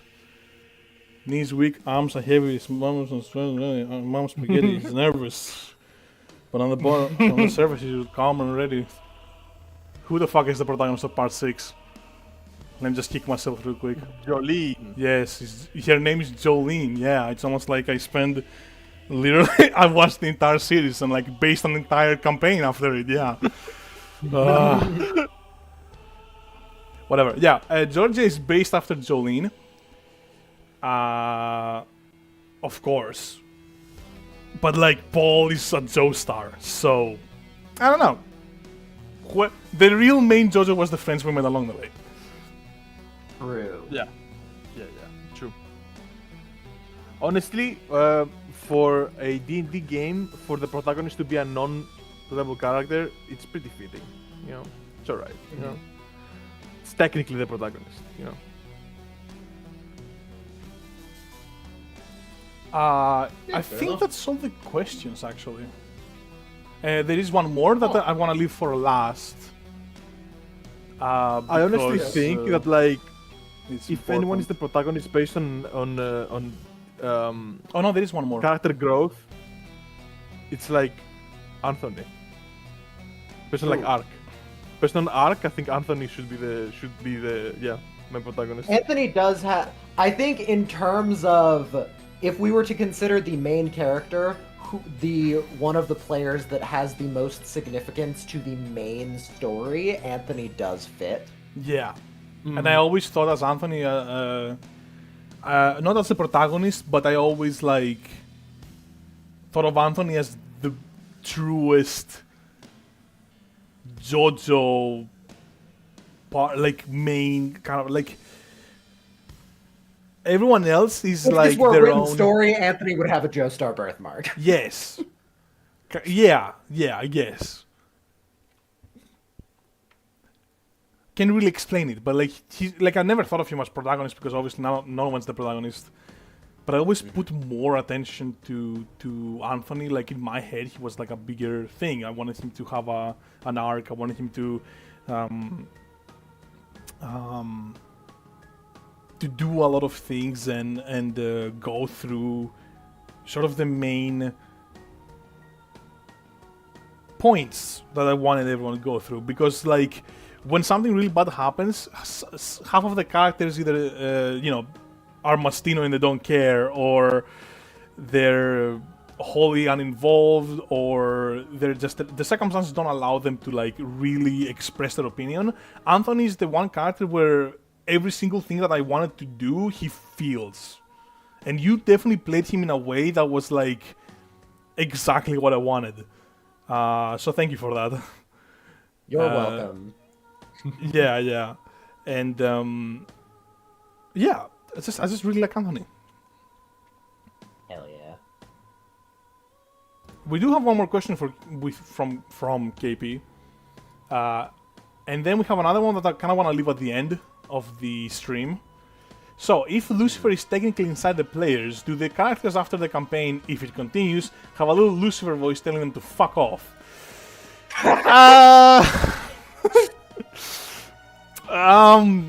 I Maybe. think Lucifer would be quite pleased with Mastino creating a generative AI. True. He'd be like, yeah, keep That's going, the- yeah. make ChatGPT, create a ChatGPT, Mastino, go! Invest in the big tech. Invest, Mastino! Yeah.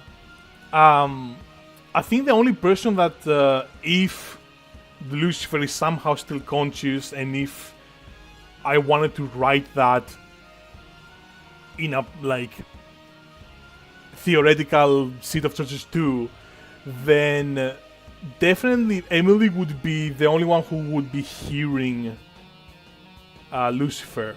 They would definitely be after echoes of his influence on her, not only because he became the catalyst for the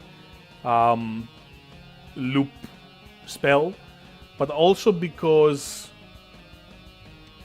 he views her as like the next best thing to David and Dio as far as rebellions are concerned. Right?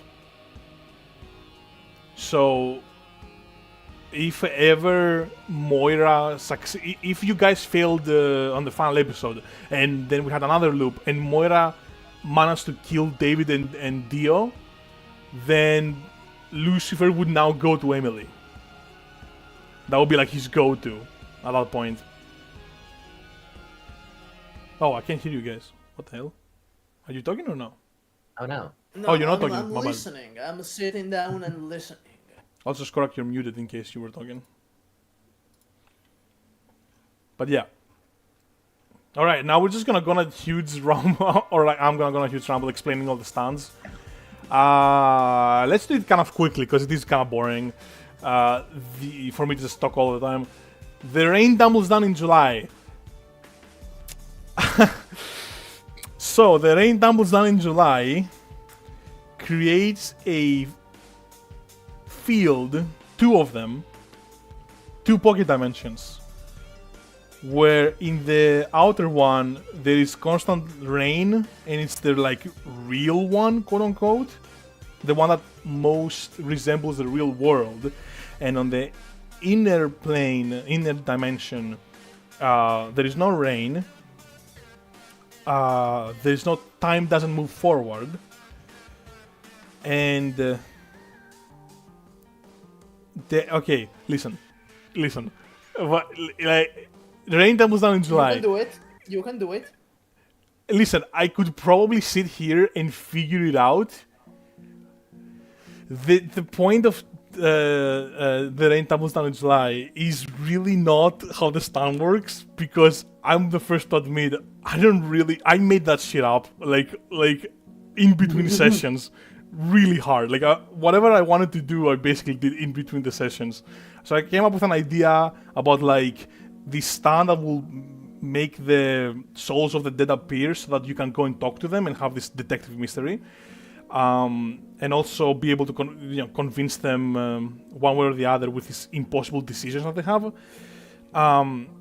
Everything else that would lead us to the finale of that arc, I added later. So like, okay, well, I need Dusty Slim to be unaware of certain pieces of information.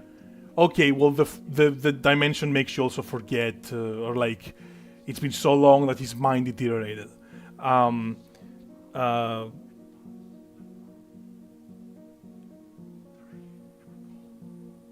Yeah, it's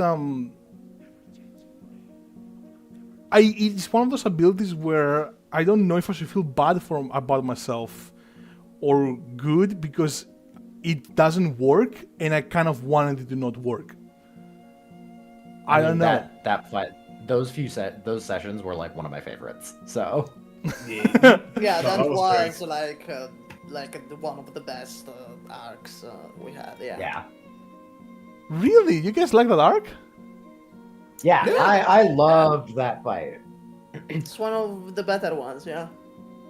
Nice. Maybe I should like not think about what I'm doing more often. Think Yeah. of it as being in the zone. I never used to think about what I'm doing. I've made a career out of this, you know? Yeah. SKORAK. Yeah. The number one panzer to ever exist. Number one panzer DM. Yup. Yeah. Honestly, that's basically it. I wish I could explain further. I'm sure during the sessions I tried to explain a bit more, but it feels kind of pointless to explain it because I will get it wrong. You'll get confused, and at the end of the day, the point was just the aesthetic and the arc itself, the story that the arc had in it, and not how the stand worked. So yeah. I'm sorry if you wanted a better answer. So that's the rain that was on tonight. Oh, yeah, that's great, yeah. I'm glad that you guys liked it. I was so worried about that one. Because I was doing something that intentionally shouldn't make sense. Like I'm literally like, okay, I don't know how this stand works, and that's my plan. That's crazy. It literally could either implode on itself or be good. So I guess I want a coin flip. All right. The next stand is his story. That was the stand that the Polish student had. I forgot her name. It was like the name of unintentionally. I had her have the same name as a famous Australian writer. His story.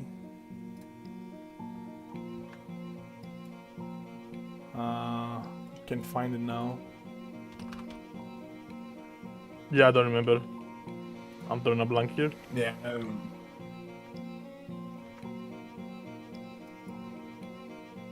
Yeah, I don't know. Let me look at my notes real quick.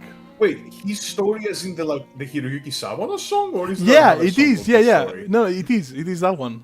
Yo, fucking love that song. It's genuinely that one. Yeah. Let me try session 23. Yeah, because like I actually almost like I don't know like has he ever used a Japanese song? Like he usually goes for the Western ones. Yeah, I don't think he has. June. She was called June. Oh yeah. June. Okay. Yeah. Okay. So his story is June stand, and whenever she touches a piece of writing with her hands that is historical, she can make it come alive. It's really that simple. Everything you've seen is a result of that. So we went to Rome. We went to a World War I battlefield. We went. We only had two locations actually. We only had Rome and that battlefield, and then you fought a bunch of artillery and tanks, and that was pretty cool. This Mastino just driving through the fucking salvos. It's crazy. I love that. I gotta say, thank you to Raxi for making my useless historical knowledge seem useful. Yeah. You know, seem like it's not like it can be used in the real world in any way. What do you mean? It's like super useful. It gives you a spirit dice. True. True. Yeah, if you're fighting someone who can That's all that matters. make historical things real, then yeah, being a historian will be pretty powerful in that situation. So yeah, you're If you welcome. understand, it's about history. What else I want to say? I wanted to tell you about all the scrapped locations. So you were originally supposed to go to a lot more locations than you ended up going to. One of them was the crucifixion of Jesus Christ. Literally, yeah, which I thought was a bit. It might offend some people, and I didn't want to like be that aggressive about. I don't know. I just didn't really. I would do it if we kept going, but like we only ended up being able to do 2 locations, so I just didn't. That was one of the ones that was dropped. Another one was the assassination of Abraham Lincoln. Oh. Yeah, that was. I almost. I started making the map for that one, and then I was like, oh well. I mean, we know in what theater it happened, so I should go find what the theater looked like. And well, since I'm doing that, where was he sitting? And since that's the case, what was the play that was playing? You know, because like, I can't just have that be random. We know all of the information. You know, it's all recorded. Like I can't get it wrong. And let's just say it ballooned out of proportion because I needed to know like. I know that. Who was in there? What was the play that was happening? Exactly how the theater looked like? Who shot him? Why? What was he doing before that? What he do after that? It was kind of crazy. So it was one of those. Where's Why the did Minister you of go Defense standing? If I had a nickel for every game I was in that required a lot of research into the Lincoln assassination to be historically accurate, I would have 2 nickels. That's The other one two was nickels too me, many. by the way. I did that. Nice.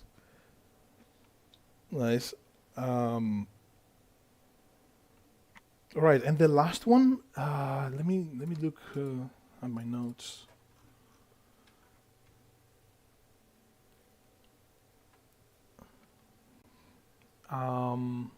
Okay, wait.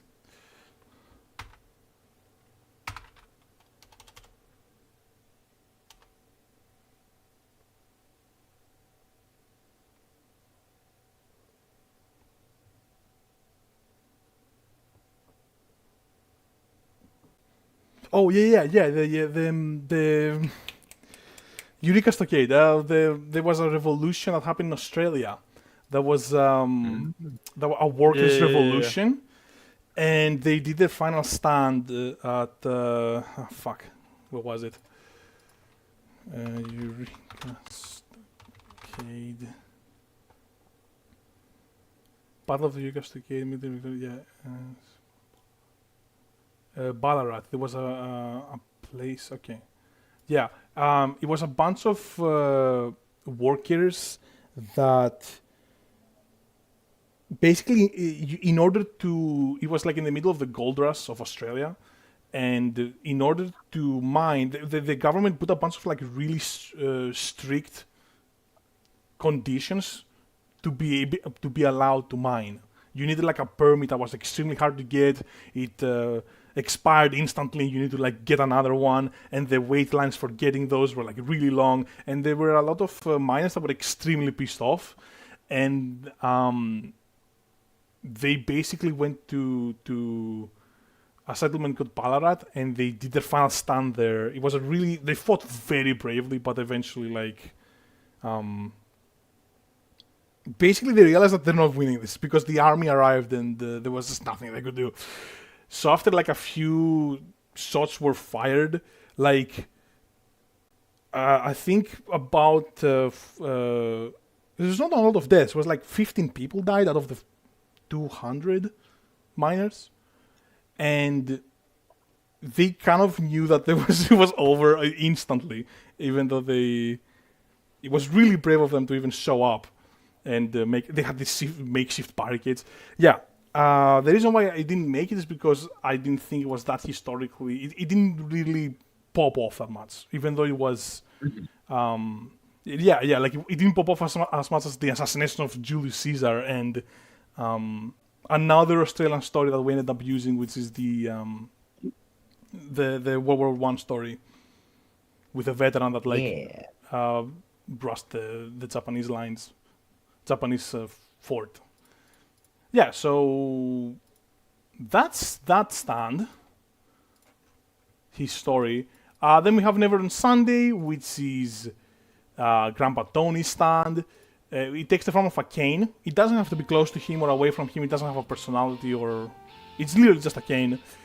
And whenever he stabs two family members in the same, like skewers two family members of his own, and they both have a stand, they switch stands. Actually, they don't have to have a stand. If he stabs a family member that doesn't have a stand, at the same time as he stabs a family member that does have a stand, then the one that doesn't have a stand will get that stand of the other person. Yeah, so that's basically it. This Never Sunday is definitely probably the most important stand in the plot. Probably, yeah. Yeah, so many things happen just because of that stand. If it didn't exist, the entire plot wouldn't happen because David would have never survived his birth, and he would still have his original stand and not his mother's stand, which is down under.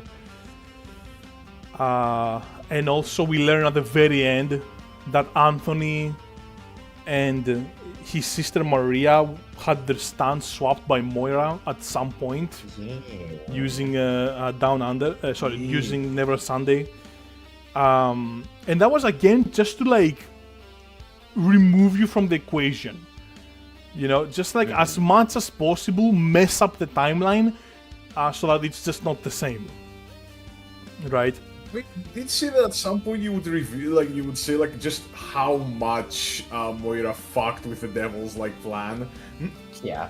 Moira completely fucked the devil in this timeline. I mean, she managed to...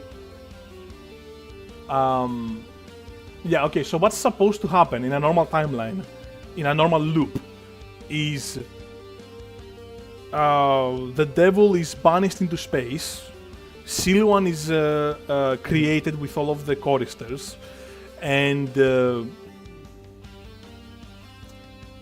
Siluan gathers the feathers with the help of Diobrando, who becomes a historian and becomes obsessed with the feathers. After they do that, the devil is summoned, the devil absorbs Diobrando because she's the finest rebel ever, and he's banished into space, and then the feathers are and then, well, David, using his stand, summons the devil again because he fires a laser into the sky, and the devil uses David to loop the universe. And Moira's just like, yeah. So when the devil came in, he created Siluan and then sent him into the future, into the later. Yeah, loop. yeah. But since we stopped him, does that mean that one day Siluan's just gonna show up? That's a good question. I knew someone was gonna ask that. Yeah, I don't think so, because he's supposed to appear on like the same universe. I don't think you cannot send someone. Okay. You cannot send someone forward in time more than like the lifetime of this universe. And the reason why Moira and the Devil were able to do that was because this was technically the same universe. It's just looped over and over again. Yeah. So it's like, it's kind of headcanon. It doesn't really make sense. Yeah. Like, Since it kind of make it looping, though, internal sense, yeah. Will he just appear like in the year, like, what would the year? One Google years later, like, Yeah, one Googleplex later. yeah.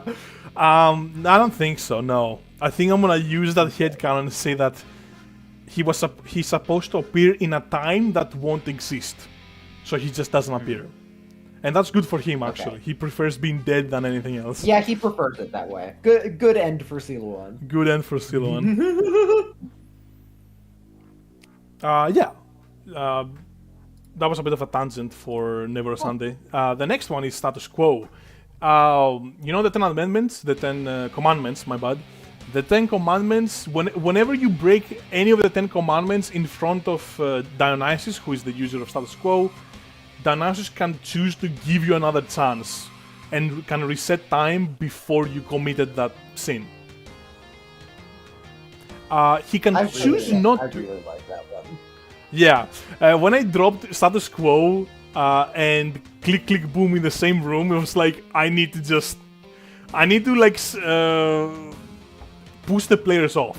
I need to make it so obvious that they can't win this that they just leave. Yeah. Yeah, it was Which one is of those. it's so hard to make players retreat. It is so difficult. Yeah. Like I didn't put just no, one reset stand, I put two of them. Yeah. The nope stands are going crazy, yeah. But yeah, also, he can choose not to do it. If he witnesses a sin and he doesn't want to reset time, he can choose not to do that. It's up to him. There is also like if he This witnesses. one's on God, not me. Yeah, if he yeah, true. If he witnesses a sin occur and he doesn't reset time, his stand gets angry with him. I just wrote that. I didn't think about what that means exactly. Really? Yeah. So his stand is like kind of a little bit independent. As I said, I never really thought about what that meant, but I knew that like, okay, well, since I've written it, that means that his stand is at least somewhat independent. It has to be for it to get angry at him.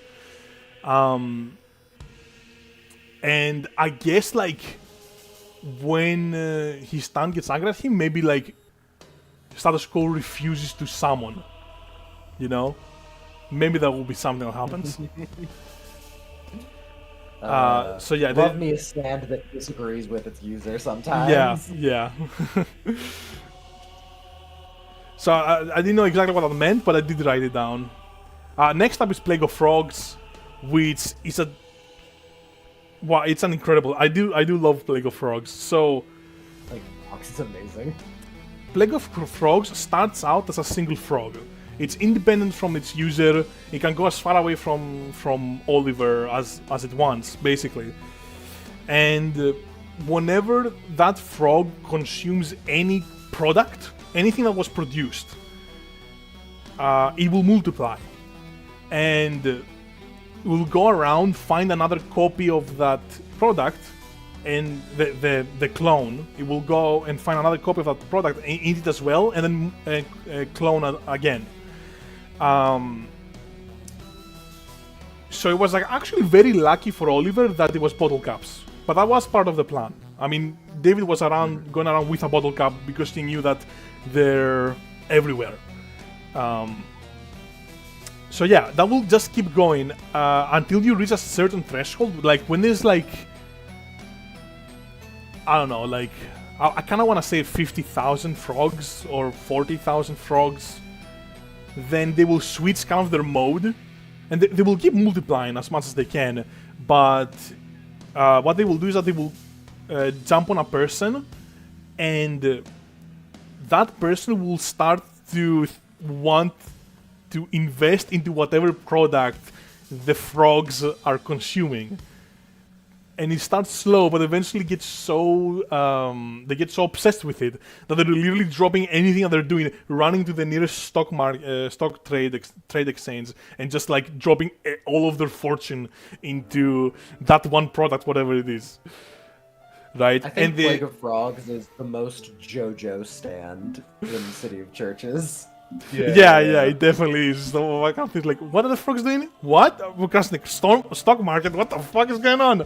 I think specifically SUPAH having Mastino realize, oh no, he's gonna crash the stock market, was something like only a JoJo character would come to that realization. Yeah. And the Not only come to that businessman, realization, well, but have that realization be right. and then it's the businessman realizing that as well. It's so good. Yeah.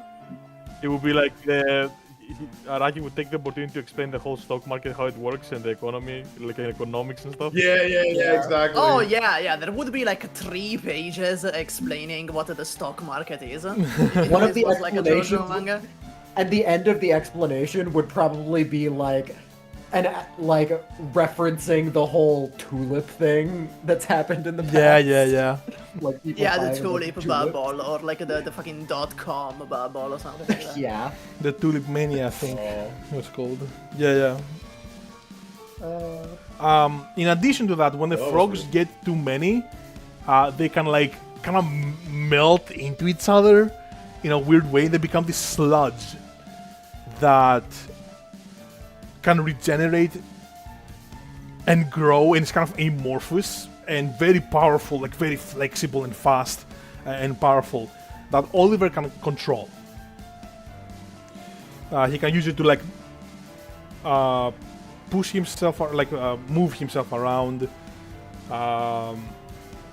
He can use it as a shield. He can use it to move the other objects, like make like a pseudo hand almost, and like grab objects and lift them up. Raise himself in the air, maybe, using the slats as steps. Yeah, very, very flexible stand. Although, if the first frog happened to consume something like, I should say, the frog technically can consume any product. I know it seems like, okay, well, it can't eat a car. If it were to eat a car, it would do that. It would like stretch until it can fit an entire car in its mouth. Cartoonish stretch. Yeah, it would just be giant frogs, basically. Like frogs that will jump on someone and crush them. Yeah. At that point, it would be like, oh, it has to touch them, right? Because it would be like a bunch of. It would be an entire city full of frogs that are big enough to comfortably house an entire car in their body, right? Like, that would be what happened at that point, yeah. And also, there's not as many cars. I mean, there's honestly still a shit ton of cars to go around. But there are some products that, like, technically, Oliver would have soft-locked himself if he had the frogs eat. Like,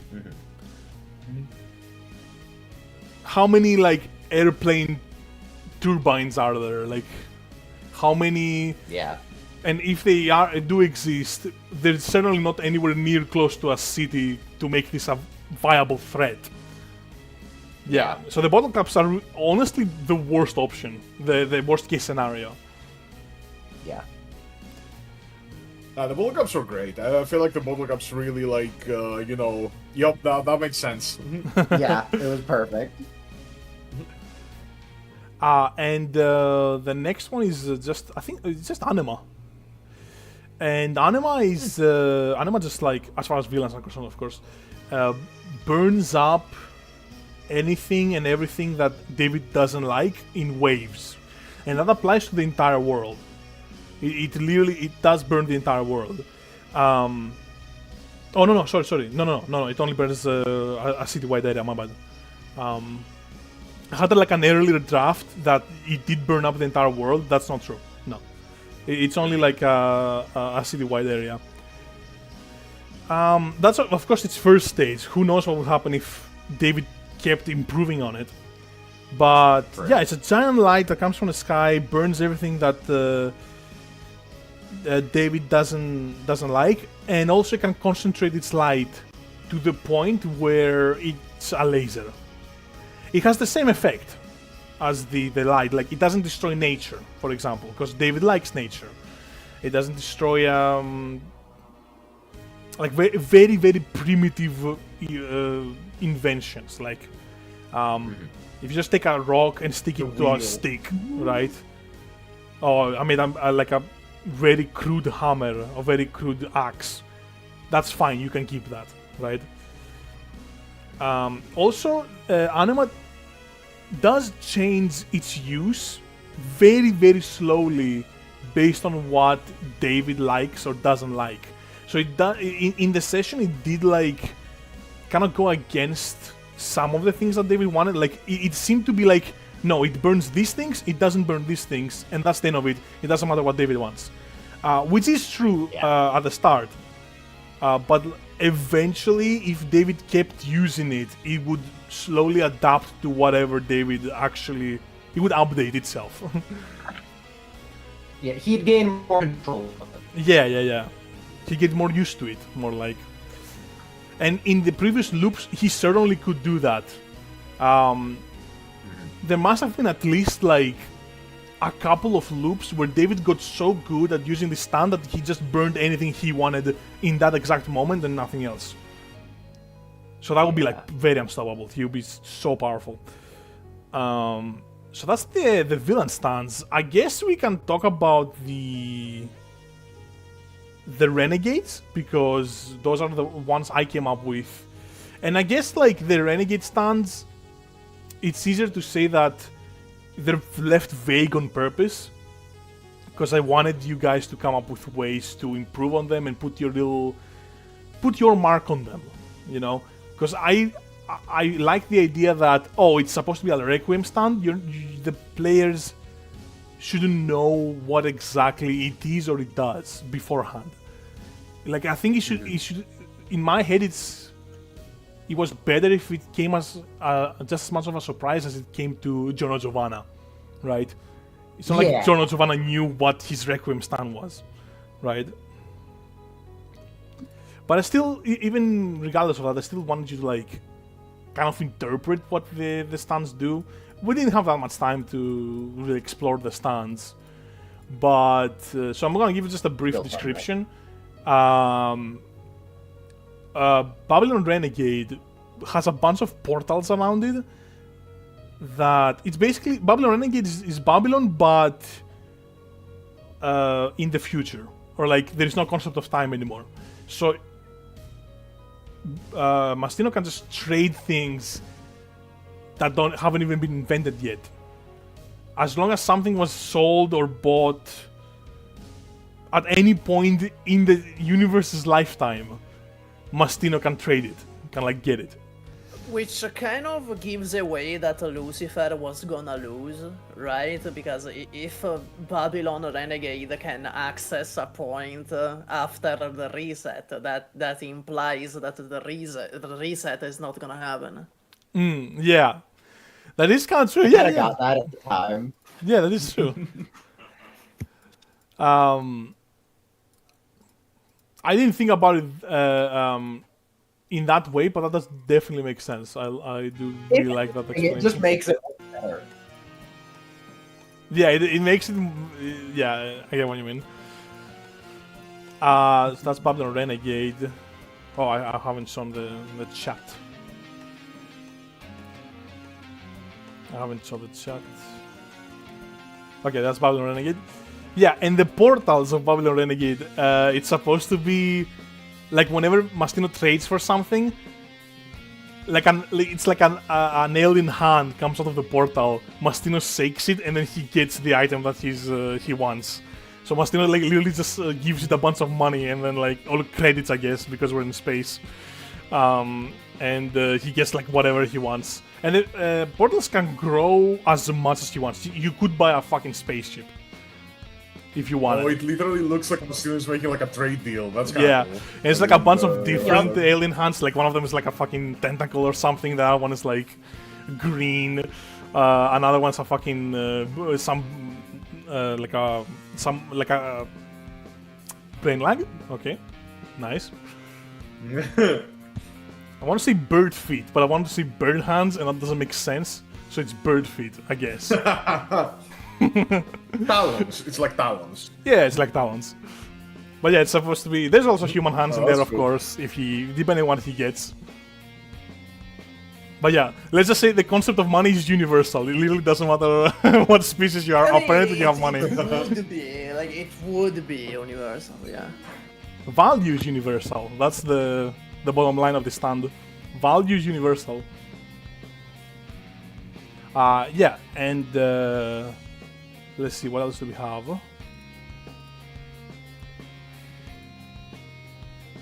Moving at Renegade, Anthony's song.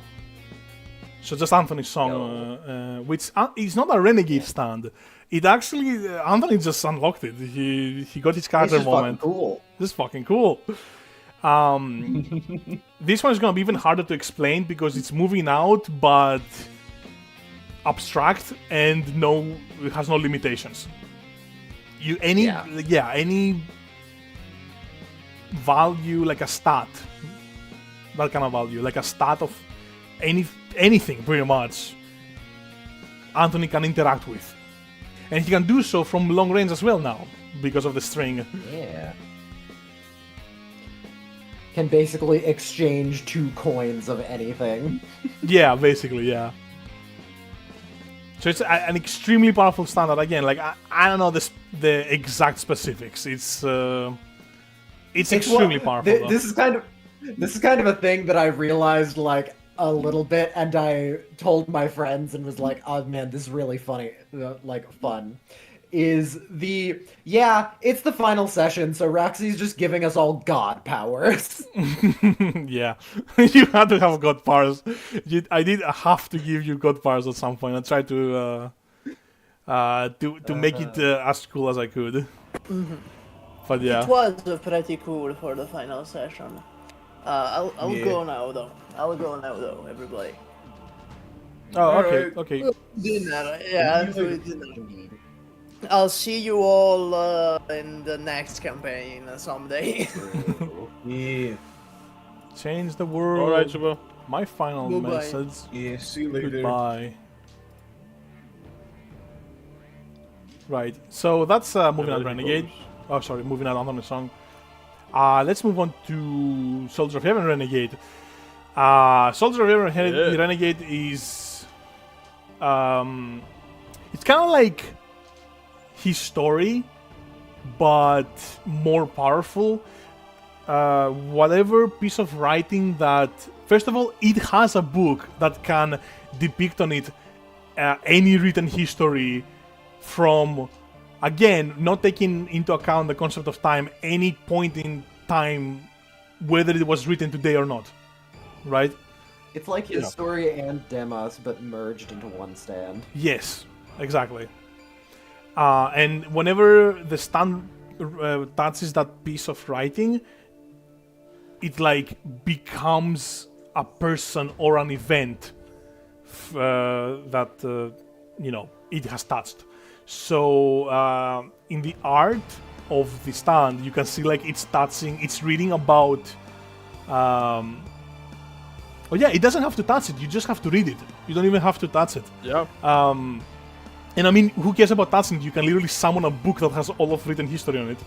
Like, that's not a concern ever. So you can see the stand is reading about the devil, and it's emerging from the wraps as like the devil's hand is emerging from them. It's not supposed to be like a transformation that's permanent. It's more like the devil struck the angel, and like Soldier of Heaven Renegade will become the devil doing that action. And then it will go back to like the wrapped form, the mummy form. Oh my god, is Paul's team playing as well? Yeah, as we're talking about Paul's stand. So, Nice. Yeah, that's Son of Silence Renegade. Bro, what? That's Soldier of Heaven Renegade. Let's put Son of Silence Honestly, SNG he's as a well. little As disgusting. Like if you think about it, he's pretty fucked yeah. up, yeah. I'm kind of liking. That's why I overlap. Yeah, that's a constant problem with the. It's fine. Let me also talk about Son of Silence SNG. Son of Silence SNG is just a straight upgrade from Son of Silence. It's stronger. It has more of a boom. It does more damage. Its sound waves are again like stronger, and Emily can control them way more finely. It didn't come up at any time, but you can recreate any noise so realistically that I would never have you roll for it. Basically, at that point. If you wanted to like try to trick someone into thinking that they're hearing anything at all, that would just happen. What else? It can control vibrations so well that it can lift objects almost like telepathy. It's not perfect; it's a little crude, but it can do it. Obviously break objects by making the right vibration that causes them to shake uncontrollably and break down. Son of Silence SNG can do that as well really well.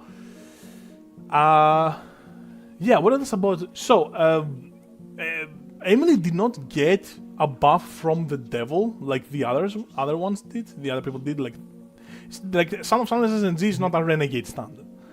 We only have 2 renegade stands. It's Soldier of Heaven Renegade and... Soldier of Heaven. Yeah, Babylon Renegade. Emily, I did have a Son of Silence Renegade idea, but I didn't end up using it because of... I tried drawing it, but it just looked extremely bad. And I thought that your stand is already really powerful. I don't like... The buff that you would get would be like, yeah, it wouldn't be anything insane compared to what you already have. But what it could do is that instead of being able to control sound waves and vibrations, it can control anything that is a wave or considered a wave or described as a wave. So, let's just get the obvious out of the way. Waves of the ocean, yeah, you can control that. Light waves, you can control that.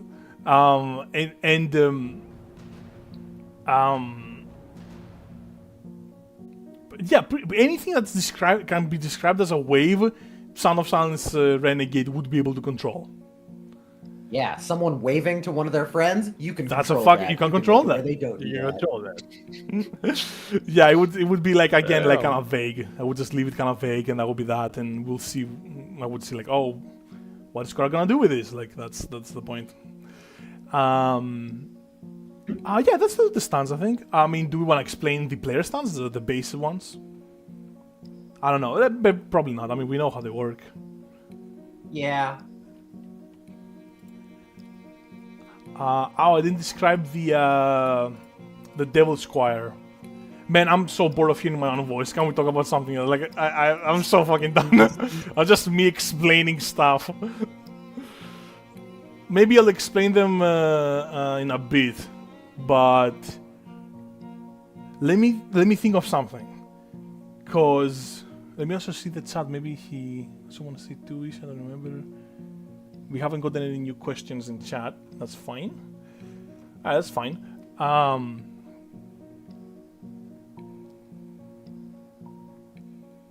So wait, guys, what was your favorite arc? We talked a little bit about that before, but I don't know if we went into specifics. I mean, it has to be his story, right? For me. Okay, that makes sense. Like, yeah. I really like the fuck, I forgot the name. I already talked about it. Rain. The set rain. Spirits. Yeah, the rain. Put spirits to peace. That was all really fun. Also the frogs. The frogs. Yeah, honestly, like, I think the best, like, objectively almost, story-wise, were the frogs. Like, what was happening, we were like 80% of the story, and like everything that was happening was like pretty monumental. Yeah, I'm not feeling well. No, don't worry, don't laugh. It's not, you don't have to push yourself. to Don't think laugh. about- You're not getting about paid that for this. question. Don't Yeah. laugh. Don't worry.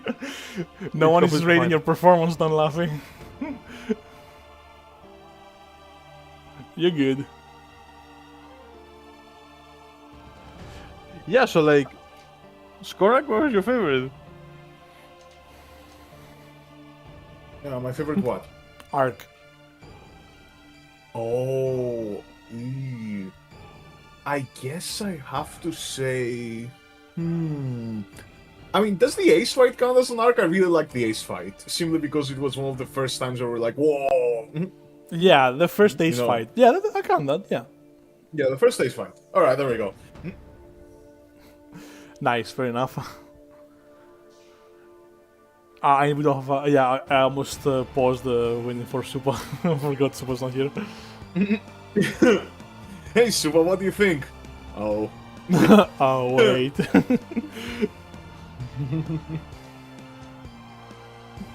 The accident wasn't your fault, Raxi.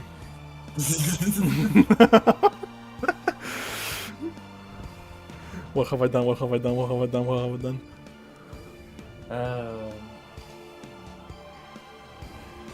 Do you How do you is guys the, have any questions for me? Then you- Oh, sorry. Any questions for you? It's like when the teacher says a bunch of stuff, no one says anything, and then Honestly, he pretty, asks, all the ones that I was gonna have, you pretty much any answered. questions? No one Yeah, said. pretty much said everything. Question like.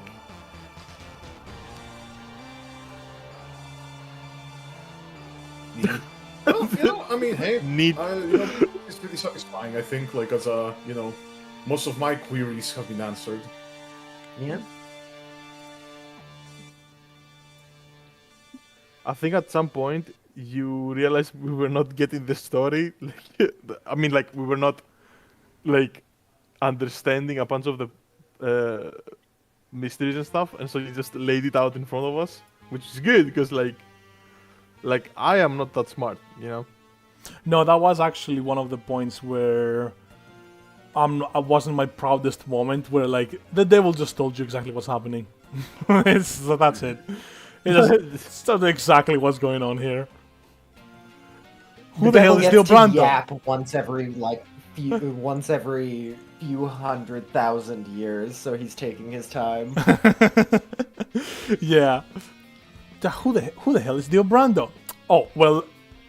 How much time do you have? How much time do you have? I have many stories to read to you. Well, who the hell is Dio Brando? Where do I even start? Yeah, so that definitely was like not my proudest moment, but it was necessary at that point in the story. And I mean, like there was literally no one else that could explain any of those things to you. There was no characters that like happened to be alive that could explain to you. Like the only other one was Moira, and she needed to die. And I literally can't think of any other character. So, yeah.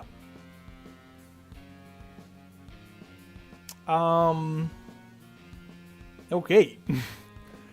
Well, I guess I'll explain just to get out of the way, explain the Devil's Choir stance. Just real quick. Yeah. So, Mika. Mika can teleport people through clouds. So if you're standing below a cloud, Mika can touch you. You go up to the cloud that's straight above you, right above you, and then Mika can make you drop down from any other cloud in the whole wide world. And I'll be right back. Keep explaining. yeah. That's Mika. Yeah, I guess we're kind of rounding up now. Yeah. We're on up. Jara, if you're touching the same surface as Jara, Jara can like lock your entire body into place. He can only do that with one person at a time. Also, Jara used to be a giant boulder that was slowly chipped down through like 500,000 years, and now he's just a tiny rock. And I love Jara. True. Let me show Jara in stream.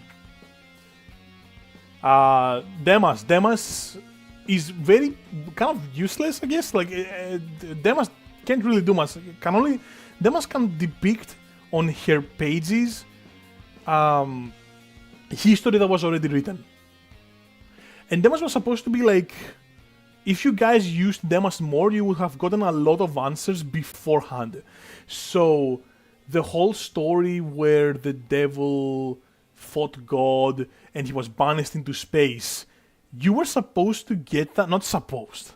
I didn't know what you were gonna do, but you could have gotten that story literally like 15 sessions before the devil explained it to you. If you like use Demas for it. That would be a different timeline. It was supposed to be like, oh, I have no idea what this means, and then eventually you get like the full explanation. You're like, oh, that's what you mean. I didn't work out like that, but it was fine. It was never like needed, at least in my head. I think. I'm back. Hello. Yeah. It was never needed, but you know. Moira, whatever she touches, she can teleport forward in time and in place by any given amount she wants.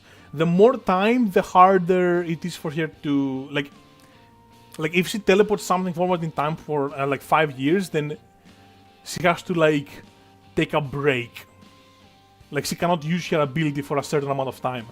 The exact amount of time is very ambiguous. It's like, oh, if the being she's teleporting is really strong, that's a modifier. If they have a stand, that's a modifier. If it's a really small object versus a really large object, that's a modifier. It's kind of whatever the plot needs.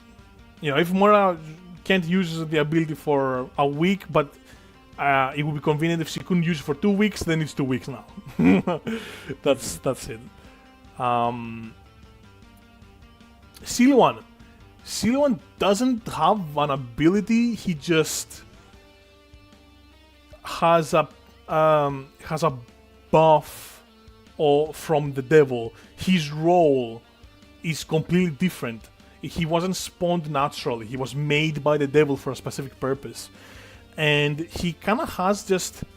He's the opposite of the devil. So the devil has every chorister ability times 10. Siluan has every chorister ability minus 5. They're a bit weaker. So yeah, that's basically Siluan. And I guess Emily, whose ability is Sound of Silence, because Emily is a chorister technically. Yeah. Yeah, and Sound of Silence can manipulate sound, sound waves, can recreate sound, create sound blasts, can use Disturbed. Yeah.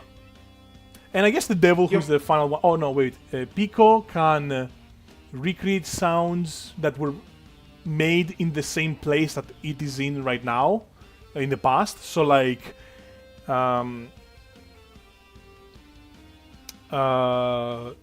if you go to, if Pico goes to the theater where Abraham Lincoln was assassinated, it can replay the sounds that were played that were like you could hear at that moment, right? And it has no limits, you know, with that. It can be, Pico can keep playing for as long as he wants, and at any point in history. Or he cannot play sounds that have not been made yet, of course. But yeah, who else? Verin can look into. So you know how like the universe loops.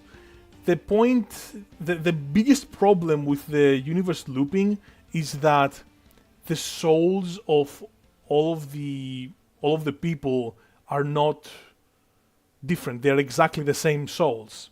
So they're essentially the same person, but they're just living 1,000 different lives in throughout all these loops. So all of these experiences shape their soul in small ways, and they accumulate. They're almost like tiny flaws that over time like overlap. It's like you take a hard drive and you sorry. It's like you take a piece of paper and you write on it, erase, write on it, erase, write on it, erase for like 1,000 times. Like the paper gets like crumbled up and fucked up, and it's just that's basically what's happening with every human soul, including the protagonists and everyone who is in the devil, basically, or a chorister. And Verin. So it used to be that when Verin looked at you, you would kind of like confront the other side of yourself, which is a very vague thing. It's like two sides of the same coin. I feel like every person has a side they're trying to suppress. It's the shadow, right? Mm-hmm. And Verin forces you to fight, confront your shadow, and normally that would be not that big of a deal. You would like figure it out, you would make compromises, and eventually you come out a better person, right? That's why Verin is not a villain. It's theoretically his ability should be non-harming, like it shouldn't be harmful. But when Verin looks at someone who has been who has had their soul looped for so many thousands of iterations, then they have to confront 1,000 different shadows, and they just can't do that. They get overwhelmed, and usually they die from just trauma, like mental strain. And I guess like when she looks at when he looks at a stand user, you see like the other. I don't know. I mean, we saw it how it works in the session. It's basically like a bunch of different versions of yourself have spawned, and whenever they hurt you, you actually feel it in real life. Yeah. So that's Verin. And Mammon. Yeah, Mammon has a top hat, and Mammon can like spawn anything from the top hat or make anything disappear from the top hat. He's a magician. It's really that simple. Like, it's not really anything more complicated than that. When Siluan spawned that giant truck that crushed Moira in the final fight with Siluan, that was using the Mammon's ability. She just spawned that fucking truck.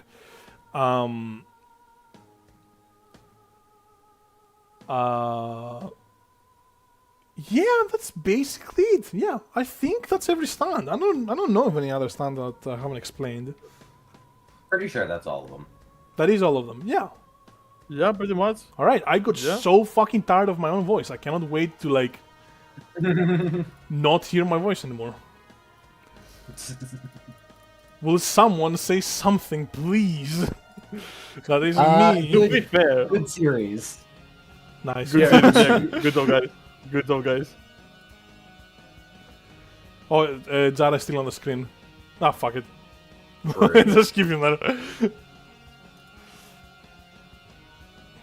To be fair, it is very devil-like to be cocky and just explain everything. Yeah.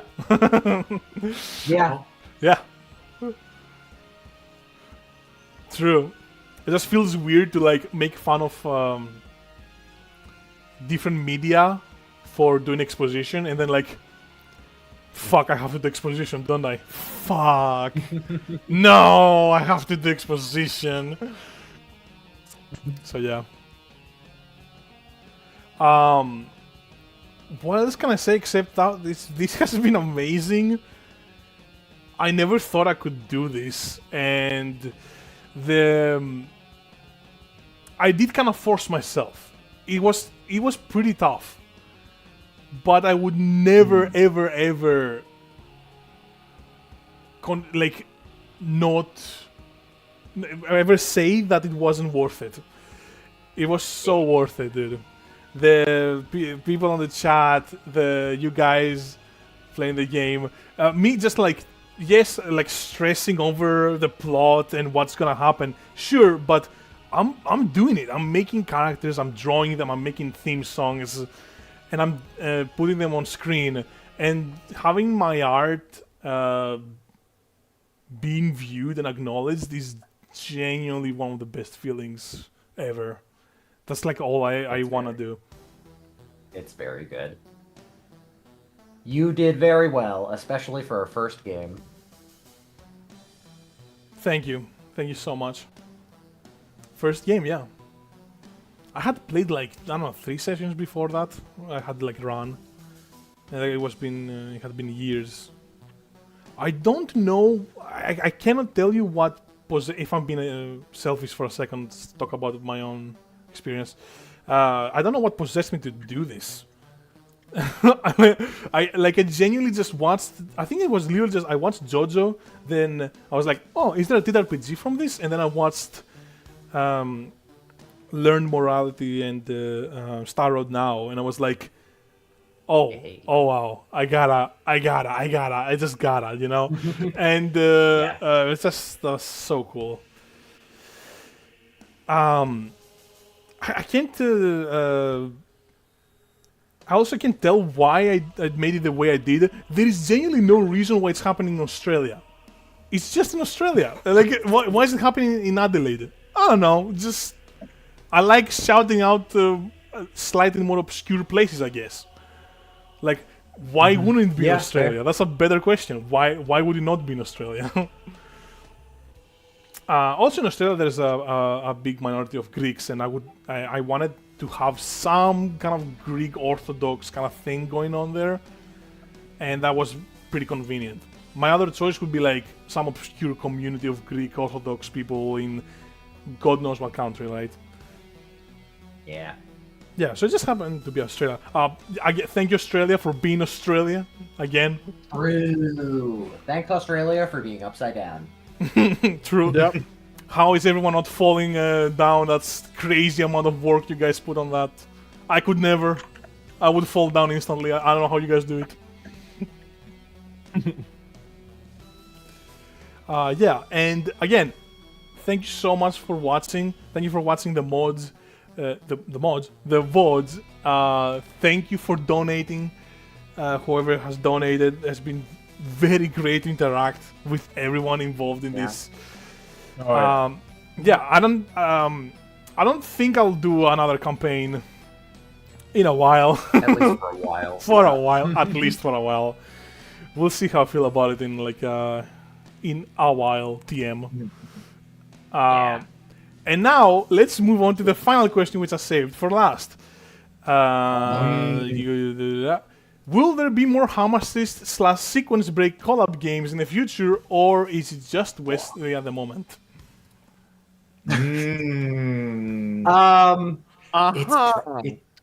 It's probably just me. Yeah, we didn't talk about anything else.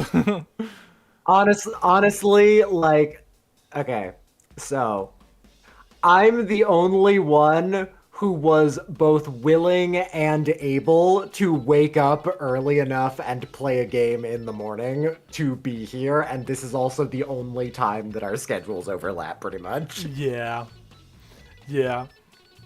As much as I've told some of my friends how fun it is, and they would like to, most of them have day jobs. Yeah. Wesley's kind of the... I genuinely just send a message out to a Sequence Break, hoping that anybody at all can show up. And we just got, It was just a stroke of luck that Wesley could actually show up. Yeah. What a stroke of luck, huh? That is insane. But full worth it, would not change. Would not change it. Nice. However, there will be more me stuff. Ho-ho. Yeah, go ahead. Yeah, game will be a thing. Hopefully soonish. We will and by be soonish, gaming. I- There will be game. Soonish, I mean like, I will hope. I want to end my other game first, so I don't have 1, 2, 3, 4. I think 4 running at the same time, maybe 5. Yeah, let's not have that many running at the same time. That sounds Yeah. So Not when one of great. them ends, hopefully in like a month, maybe 2. I did, however, name it and finish a logo during the stream. yeah. I don't know how you put that much work into everything. That is crazy. I don't know how the fuck you manage. Hard work and determination I never heard of and that hand before. pain. Lots of hand Completely pain. new concept. Yeah. Yeah. I guess that's kind of it. Yeah, we can wrap it up. Yeah.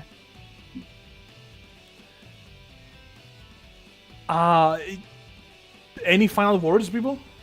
Any final words? Chris? Oh, Thanks for watching. Nice. Yeah. Thank you for being here. My final word. Goodbye. Indeed, true. Bye-bye. Wow, No, wait, hold on. Thanks for watching, and now we're moving out. Oh, click it. Yes. Oh, wait. All right. Bye, chat. See ya whenever. Like that. bye, bye, bye. Bye.